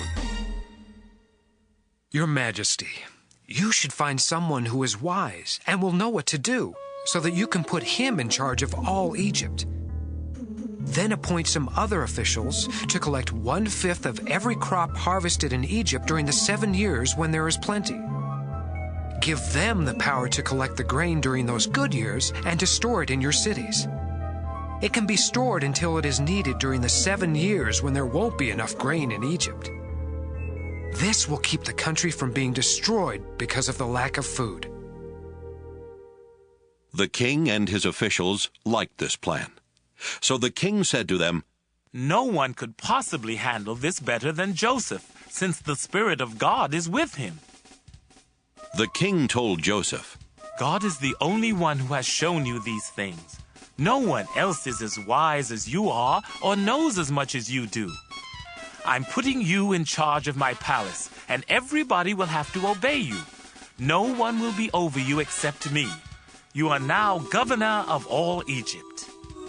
Then the king took off his royal ring and put it on Joseph's finger. He gave him fine clothes to wear and placed a gold chain around his neck. He also let him ride in the chariot next to his own, and people shouted, Make way for Joseph! So Joseph was governor of Egypt. The king told Joseph, Although I'm king, no one in Egypt is to do anything without your permission. He gave Joseph the Egyptian name Zaphenath-Paneah, and he let him marry Asenath, the daughter of Potipharah, a priest in the city of Heliopolis. Joseph traveled all over Egypt. Joseph was 30 when the king made him governor, and he went everywhere for the king. For 7 years there were big harvests of grain. Joseph collected and stored up the extra grain in the cities of Egypt near the fields where it was harvested. In fact, there was so much grain that they stopped keeping record, because it was like counting the grains of sand along the beach. Joseph and his wife had 2 sons before the famine began. Their first son was named Manasseh, which means, God has let me forget all my troubles and my family back home. His second son was named Ephraim, which means, God has made me a success in the land where I suffered. Egypt's 7 years of plenty came to an end, and the 7 years of famine began, just as Joseph had said. There was not enough food in other countries, but all over Egypt there was plenty. When the famine finally struck Egypt, the people asked the king for food, but he said, Go to Joseph and do what he tells you to do. The famine became bad everywhere in Egypt, so Joseph opened the storehouses and sold the grain to the Egyptians. People from all over the world came to Egypt because the famine was severe in their countries. Genesis 42. When Jacob found out there was grain in Egypt, he said to his sons, Why are you just sitting here, staring at one another? I have heard there is grain in Egypt. Now go down and buy some so we won't starve to death. 10 of Joseph's brothers went to Egypt to buy grain. But Jacob did not send Joseph's younger brother Benjamin with them. He was afraid that something might happen to him. So Jacob's sons joined others from Canaan who were going to Egypt because of the terrible famine. Since Joseph was governor of Egypt and in charge of selling grain, his brothers came to him and bowed with their faces to the ground. They did not recognize Joseph, but right away he knew who they were, though he pretended not to know. Instead, he spoke harshly and asked, "Where do you come from?" "From the land of Canaan," they answered. "We've come here to buy grain." Joseph remembered what he had dreamed about them and said, "You're spies! You've come here to find out where our country is weak." "No, sir," they replied. "We're your servants, and we have only come to buy grain. We're honest men, and we come from the same family. We're not spies." "That isn't so," Joseph insisted. "You've come here to find out where our country is weak." But they explained, "Sir, we come from a family of 12 brothers. The youngest is still with our father in Canaan, and one of our brothers is dead." Joseph replied, "It's just like I said. You're spies, and I'm going to find out who you really are. I swear by the life of the king that you won't leave this place until your youngest brother comes here. Choose one of you to go after your brother while the rest of you stay here in jail. That will show whether you are telling the truth. But if you are lying, I swear by the life of the king that you are spies." Joseph kept them all under guard for 3 days before saying to them, "Since I respect God, I'll give you a chance to save your lives. If you are honest men, one of you must stay here in jail, and the rest of you can take the grain back to your starving families. But you must bring your youngest brother to me. Then I'll know that you are telling the truth, and you won't be put to death." Joseph's brothers agreed and said to one another, "We're being punished because of Joseph. We saw the trouble he was in, but we refused to help him when he begged us. That's why these terrible things are happening." Reuben spoke up. "Didn't I tell you not to harm the boy? But you wouldn't listen. And now we have to pay the price for killing him." They did not know that Joseph could understand them, since he was speaking through an interpreter. Joseph turned away from them and cried, but soon he turned back and spoke to them again. Then he had Simeon tied up and taken away while they watched. Joseph gave orders for his brothers' grain sacks to be filled with grain, and for their money to be put in their sacks. He also gave orders for them to be given food for their journey home. After this was done, they each loaded the grain on their donkeys and left. When they stopped for the night, one of them opened his sack to get some grain for his donkey, and right away he saw his money bag. "Here's my money," he told his brothers. "Right here in my sack."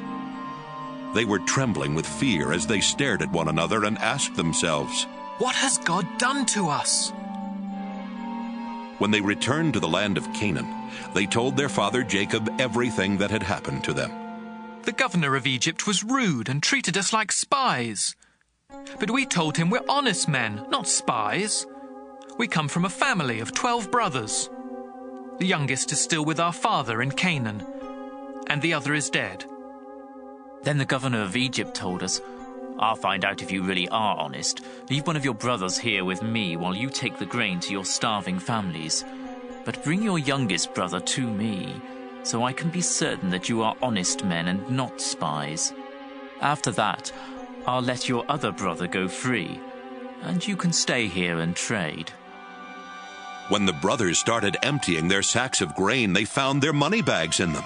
They were frightened, and so was their father Jacob, who said, "You have already taken my sons Joseph and Simeon from me, and now you want to take away Benjamin. Everything is against me." Reuben spoke up. "Father, if I don't bring Benjamin back, you can kill both of my sons. Trust me with him, and I will bring him back." But Jacob said, "I won't let my son Benjamin go down to Egypt with the rest of you. His brother is already dead, and he is the only son I have left. I am an old man, and if anything happens to him on the way, I'll die from sorrow, and all of you will be to blame." Genesis 43. The famine in Canaan got worse. until finally Jacob's family had eaten all the grain they had bought in Egypt. So Jacob said to his sons, "Go back and buy some more grain." Judah replied, "The governor strictly warned us that we would not be allowed to see him unless we brought our youngest brother with us. If you let us take Benjamin along, we will go and buy grain, but we won't go without him." Jacob asked, "Why did you cause me so much trouble by telling the governor you had another brother?" They answered, "He asked a lot of questions about us and our family. He wanted to know if you were still alive and if we had any more brothers. All we could do was answer his questions. How could we know he would tell us to bring along our brother?" Then Judah said to his father, "Let Benjamin go with me, and we will leave right away, so that none of us will starve to death.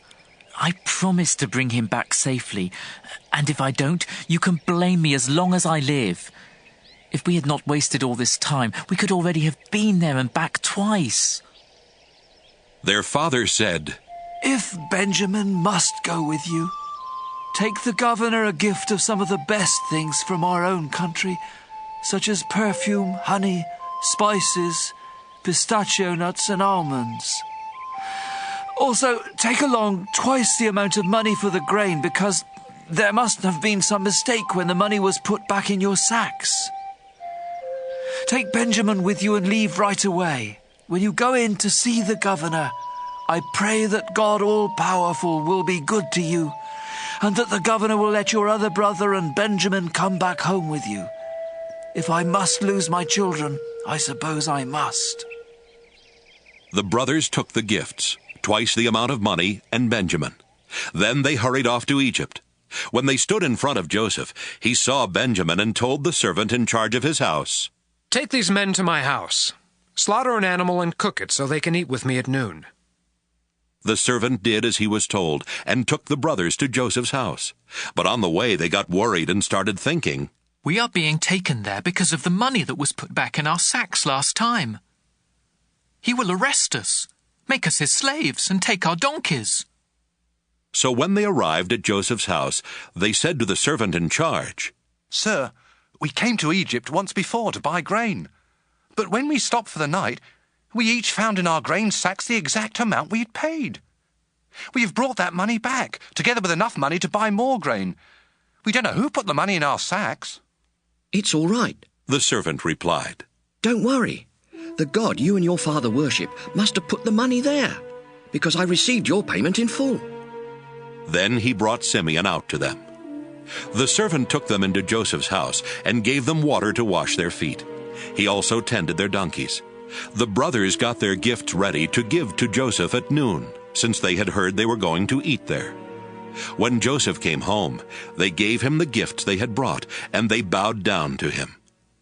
After Joseph had asked how they were, he said, "What about your elderly father? Is he still alive?" They answered, "Your servant, our father, is still alive and well." And again they bowed down to Joseph. When Joseph looked around and saw his brother Benjamin, he said, "This must be your youngest brother, the one you told me about. God bless you, my son." Right away he rushed off to his room and cried because of his love for Benjamin. After washing his face and returning, he was able to control himself and said, "Serve the meal." Joseph was served at a table by himself, and his brothers were served at another. The Egyptians sat at yet another table, because Egyptians felt it was disgusting to eat with Hebrews.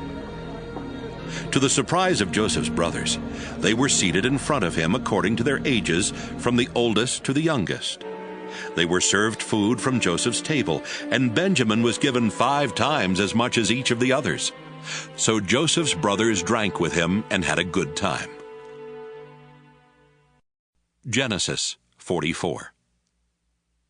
Later, Joseph told the servant in charge of his house, "Fill the men's grain sacks with as much as they can hold, and put their money in the sacks. Also, put my silver cup in the sack of the youngest brother." The servant did as he was told. Early the next morning, the men were sent on their way with their donkeys. But they had not gone far from the city when Joseph told the servant, Go after those men. When you catch them, say, 'My master has been good to you, so why have you stolen his silver cup?' Not only does he drink from his cup, but he also uses it to learn about the future. You have done a terrible thing." When the servant caught up with them, he said exactly what Joseph had told him to say. But they replied, "Sir, why do you say such things? We would never do anything like that." We even returned the money we found in our grain sacks when we got back to Canaan. So why would we want to steal any silver or gold from your master's house? If you find that one of us has the cup, then kill him, and the rest of us will become your slaves." "Good," the man replied. "I'll do what you have said, but only the one who has the cup will become my slave. The rest of you can go free." Each of the brothers quickly put his sack on the ground and opened it. Joseph's servants started searching the sacks, beginning with the one that belonged to the oldest brother. When he came to Benjamin's sack, he found the cup. This upset the brothers so much that they began tearing their clothes in sorrow. Then they loaded their donkeys and returned to the city. When Judah and his brothers got there, Joseph was still at home. So they bowed down to Joseph, who asked them, "What have you done? Didn't you know I could find out?" "Sir, what can we say?" Judah replied. "How can we prove we are innocent? God has shown that we are guilty, and now all of us are your slaves, especially the one who had the cup." Joseph told them, "I would never punish all of you. Only the one who was caught with the cup will become my slave. The rest of you are free to go home to your father." Judah went over to Joseph and said, "Sir, you have as much power as the king himself, and I am only your slave. Please don't get angry if I speak. You asked us if our father was still alive and if we had any more brothers. So we told you, our father is a very old man. In fact, he was already old when Benjamin was born. Benjamin's brother is dead. Now Benjamin is the only one of the two brothers who is still alive, and our father loves him very much. You ordered us to bring him here so you could see him for yourself. We told you that our father would die if Benjamin left him. But you warned us that we could never see you again unless our youngest brother came with us. So we returned to our father and reported what you had said. Later, our father told us to come back here and buy more grain. But we answered, we can't go back to Egypt without our youngest brother. We will never be let in to see the governor unless he is with us. Sir, our father then reminded us that his favorite wife had given birth to 2 sons. One of them was already missing and had not been seen for a long time. My father thinks the boy was torn to pieces by some wild animal, and he said, I am an old man. If you take Benjamin from me and something happens to him, I will die of a broken heart. That's why Benjamin must be with us when I go back to my father. He loves him so much that he will die if Benjamin doesn't come back with me. I promised my father that I would bring him safely home. If I don't, I told my father he could blame me the rest of my life. Sir, I am your slave. Please let me stay here in place of Benjamin and let him return home with his brothers. How can I face my father if Benjamin isn't with me? I couldn't bear to see my father in such sorrow. Genesis 45. Since Joseph could no longer control his feelings in front of his servants, he sent them out of the room. When he was alone with his brothers, he told them, I am Joseph. Then he cried so loudly that the Egyptians heard him and told about it in the king's palace. Joseph asked his brothers if his father was still alive, but they were too frightened to answer. Joseph told them to come closer to him, and when they did, he said, Yes, I am your brother Joseph, the one you sold into Egypt. Don't worry or blame yourselves for what you did. God is the one who sent me ahead of you to save lives. There has already been a famine for 2 years, and for 5 more years no one will plow fields or harvest grain. But God sent me on ahead of you to keep your families alive and to save you in this wonderful way. After all, you weren't really the ones who sent me here. It was God.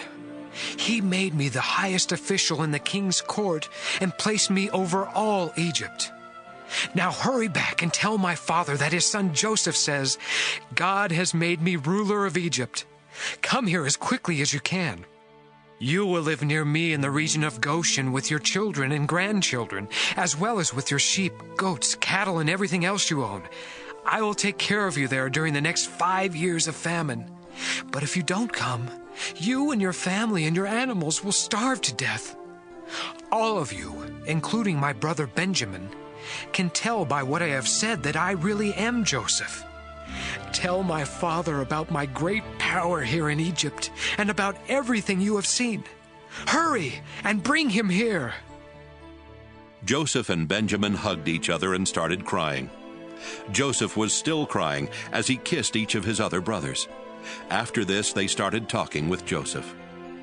When it was told in the palace that Joseph's brothers had come, the king and his officials were happy. So the king said to Joseph, "Tell your brothers to load their donkeys and return to Canaan. Have them bring their father and their families here.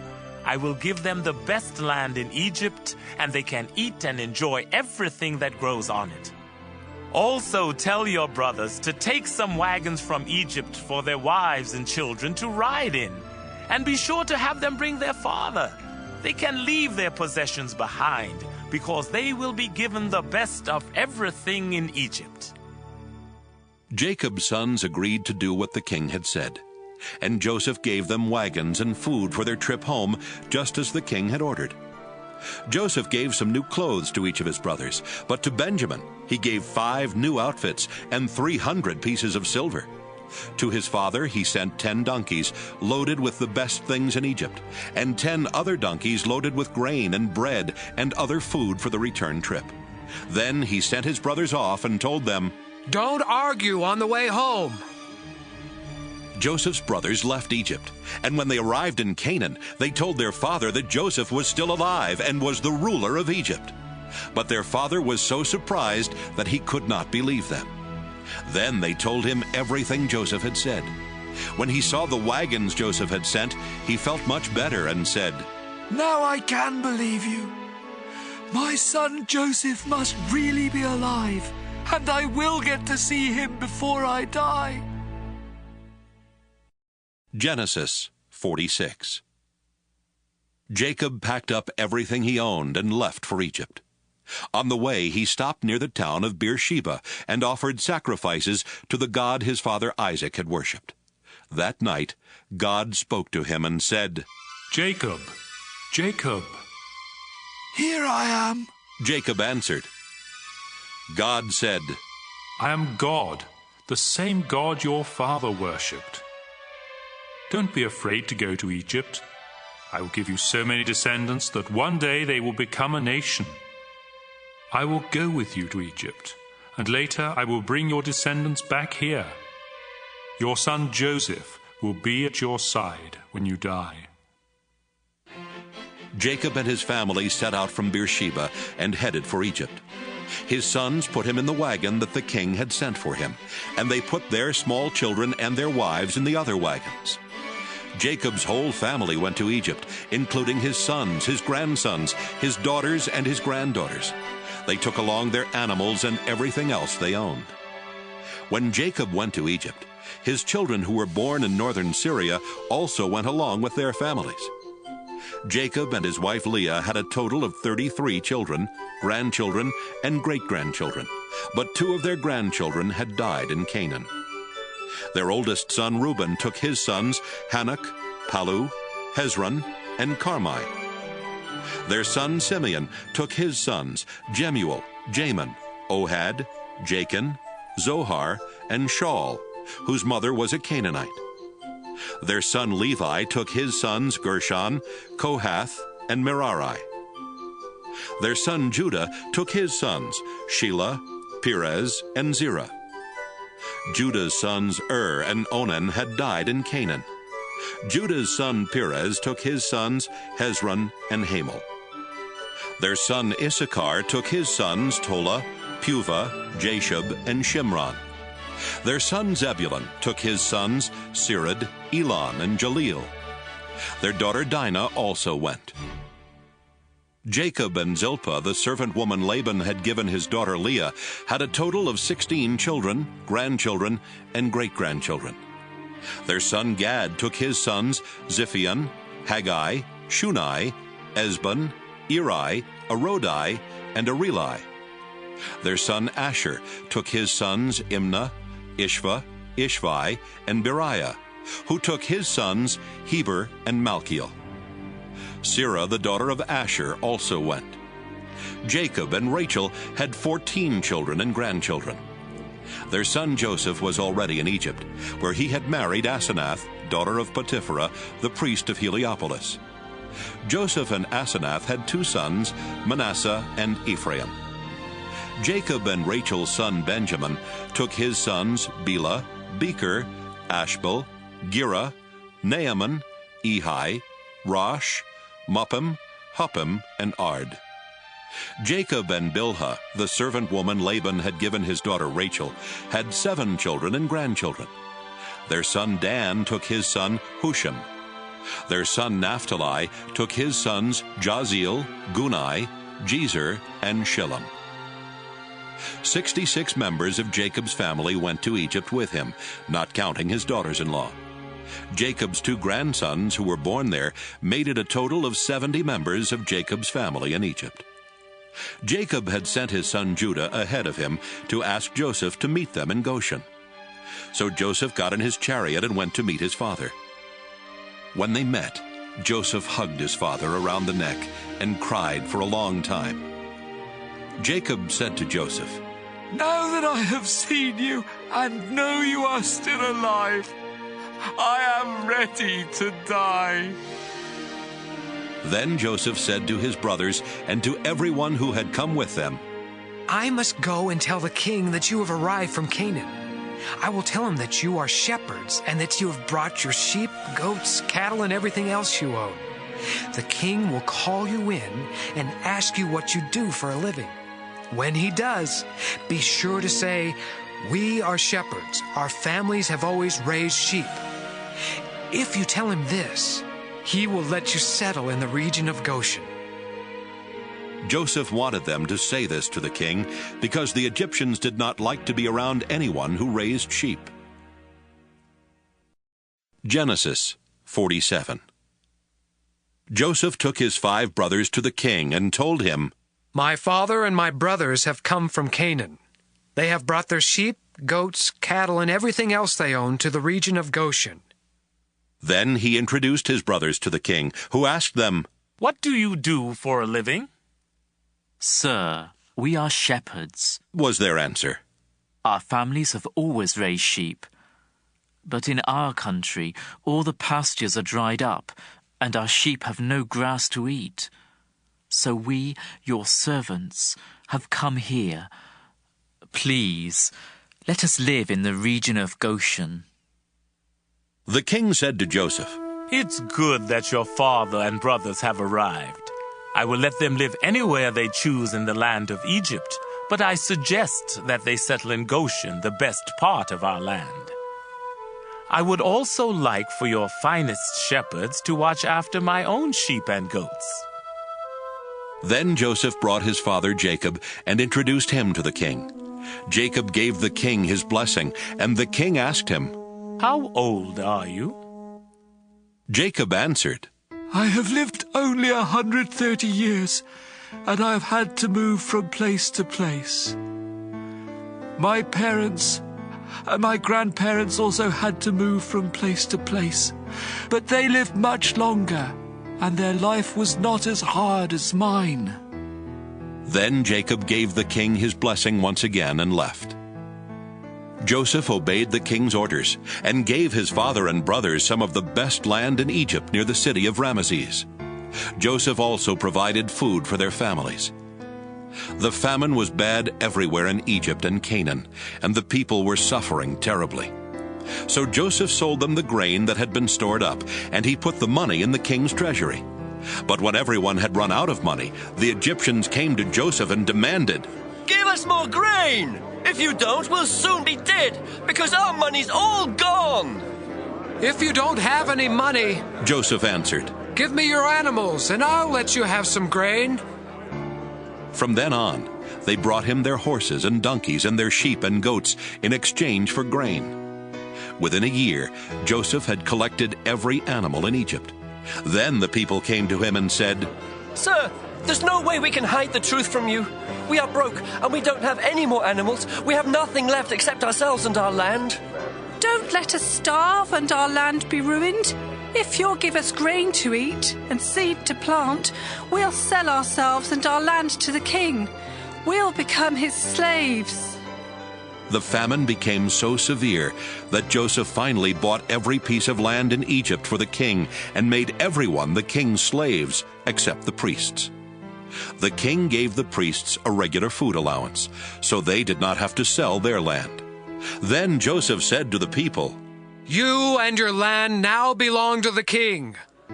I am giving you seed to plant, but 1/5 of your crops must go to the king. You can keep the rest as seed or as food for your families." "Sir, you have saved our lives," they answered. "We are glad to be slaves of the king." Then Joseph made a law that 1/5 of the harvest would always belong to the king. Only the priests did not lose their land. The people of Israel made their home in the land of Goshen, where they became prosperous and had large families. Jacob himself lived there for 17 years before dying at the age of 147. When Jacob knew he did not have long to live, he called in Joseph and said, "If you really love me, you must make a solemn promise not to bury me in Egypt. Instead, bury me in the place where my ancestors are buried." "I will do what you have asked," Joseph answered. "Will you give me your word?" Jacob asked. "Yes, I will," Joseph promised. After this, Jacob bowed down and prayed at the head of his bed. Genesis 48. Joseph was told that his father Jacob had become very sick. So Joseph went to see him and took along his 2 sons Manasseh and Ephraim. When Joseph arrived, someone told Jacob, "Your son Joseph has come to see you." Jacob sat up in bed, but it took almost all his strength. Jacob told Joseph, "God all-powerful appeared to me at Luz in the land of Canaan, where he gave me his blessing and promised, 'I will give you a large family with many descendants that will grow into a nation. And I am giving you this land that will belong to you and your family forever.'" Then Jacob went on to say, "Joseph, your 2 sons Ephraim and Manasseh were born in Egypt, but I accept them as my own, just as Reuben and Simeon are mine. Any children you have later will be considered yours, but their inheritance will come from Ephraim and Manasseh. Unfortunately, your mother Rachel died in Canaan after we had left northern Syria and before we reached Bethlehem, and I had to bury her along the way." Jacob was very old and almost blind. He did not recognize the 2 boys, and so he asked Joseph, "Who are these boys?" Joseph answered, "They are my sons. God has given them to me here in Egypt." "Bring them to me," Jacob said. "I want to give them my blessing." Joseph brought the boys to him, and he hugged and kissed them. Jacob turned to Joseph and told him, "For many years I thought you were dead, and that I would never see you again. But now God has even let me live to see your children." Then Joseph made his sons move away from Jacob's knees, and Joseph bowed down in front of him with his face to the ground. After Joseph got up, he brought his 2 sons over to Jacob again. He led his younger son Ephraim to the left side of Jacob, and his older son Manasseh to the right. But before Jacob gave them his blessing, he crossed his arms, putting his right hand on the head of Ephraim and his left hand on the head of Manasseh.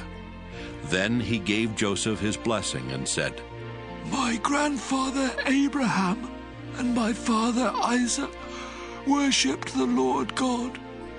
He has been with me all my life, and his angel has kept me safe. Now I pray that he will bless these boys, and that my name and the names of Abraham and Isaac will live on because of him.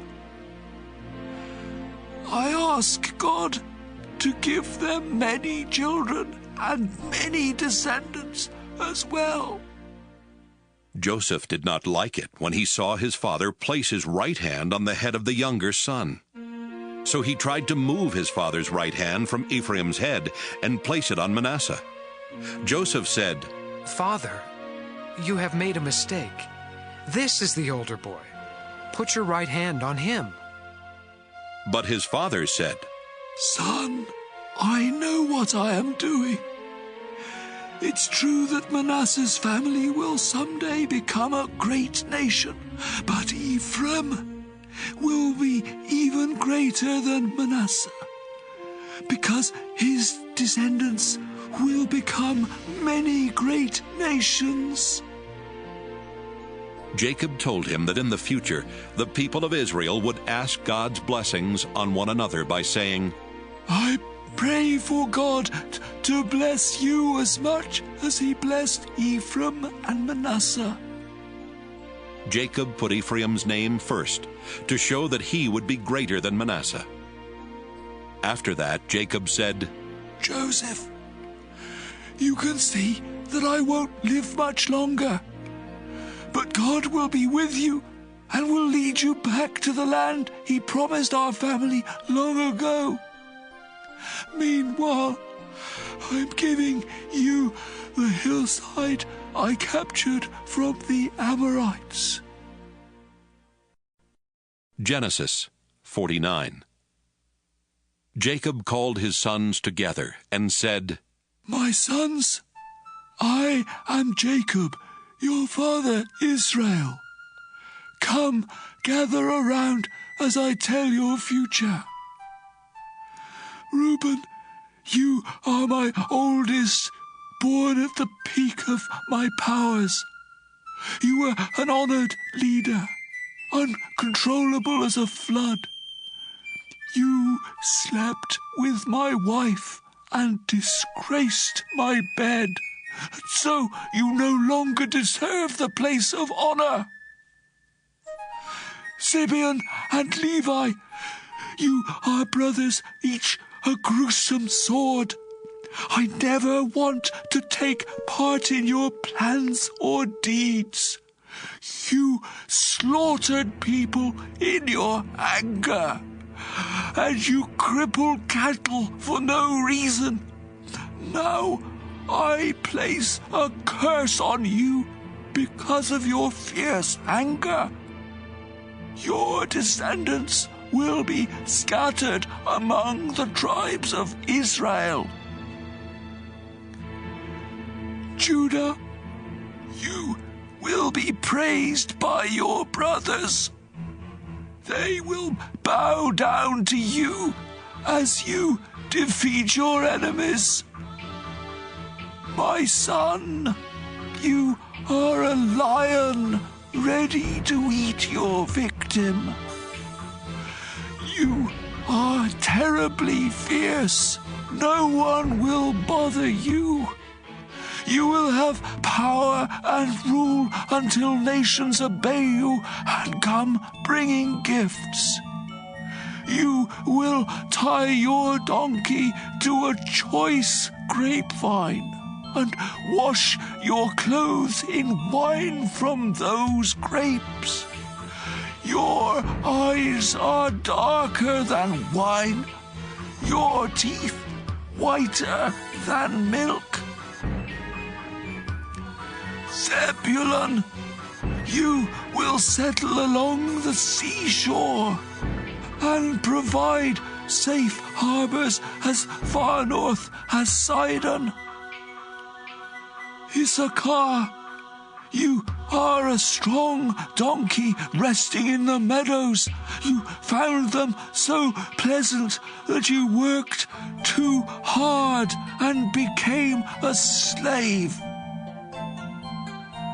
Dan, you are the tribe that will bring justice to Israel. You are a snake that bites the heel of a horse, making its rider fall. Oh, Lord, I am waiting for you to save us. Gad, you will be attacked. Then attack your attackers. Asher, you will eat food fancy enough for a king. Naphtali, you are a wild deer with lovely fawns. Joseph, you are a fruitful vine growing near a stream and climbing a wall. Enemies attacked with arrows, refusing to show mercy. But you stood your ground, swiftly shooting back with the help of Jacob's God, the all-powerful one. His name is the Shepherd, Israel's mighty rock. Your help came from the God your father worshipped, from God all-powerful. God will bless you with rain and streams from the earth. He will bless you with many descendants. My son, the blessings I give are better than the promise of ancient mountains or eternal hills. Joseph, I pray these blessings will come to you because you are the leader of your brothers. Benjamin, you are a fierce wolf, destroying your enemies morning and evening. These are the 12 tribes of Israel. And this is how Jacob gave each of them their proper blessings. Jacob told his sons, Soon I will die, and I want you to bury me in Machpelah cave. Abraham bought this cave as a burial place from Ephron the Hittite, and it is near the town of Mamre in Canaan. Abraham and Sarah are buried there, and so are Isaac and Rebekah. I buried Leah there too. Both the cave and the land that goes with it were bought from the Hittites. When Jacob had finished giving these instructions to his sons, he lay down on his bed and died. Genesis 50. Joseph started crying, then leaned over to hug and kiss his father. Joseph gave orders for Jacob's body to be embalmed, and it took the usual 40 days. The Egyptians mourned 70 days for Jacob. When the time of mourning was over, Joseph said to the Egyptian leaders, If you consider me your friend, please speak to the king for me. Just before my father died, he made me promise to bury him in his burial cave in Canaan. If the king will give me permission to go, I will come back here. The king answered, Go to Canaan and keep your promise to your father. When Joseph left Goshen with his brothers, his relatives, and his father's relatives to bury Jacob, many of the king's highest officials and even his military chariots and cavalry went along. The Israelites left behind only their children, their cattle, and their sheep and goats. After crossing the Jordan River and reaching Atad's threshing place, Joseph had everyone mourn and weep 7 days for his father. The Canaanites saw this and said, "The Egyptians are in great sorrow." Then they named the place Egypt in sorrow. So Jacob's sons did just as their father had instructed. They took him to Canaan and buried him in Machpelah cave, the burial place Abraham had bought from Ephron the Hittite. After the funeral, Joseph, his brothers, and everyone else returned to Egypt. After Jacob died, Joseph's brothers said to each other, "What if Joseph still hates us and wants to get even with us for all the cruel things we did to him?" So they sent this message to Joseph. Before our father died, he told us, "You did some cruel and terrible things to Joseph, but you must ask him to forgive you." Now we ask you to please forgive the terrible things we did. After all, we serve the same God that your father worshipped. When Joseph heard this, he started crying. Right then, Joseph's brothers came and bowed down to the ground in front of him and said, "We are your slaves." But Joseph told them, "Don't be afraid. I have no right to change what God has decided.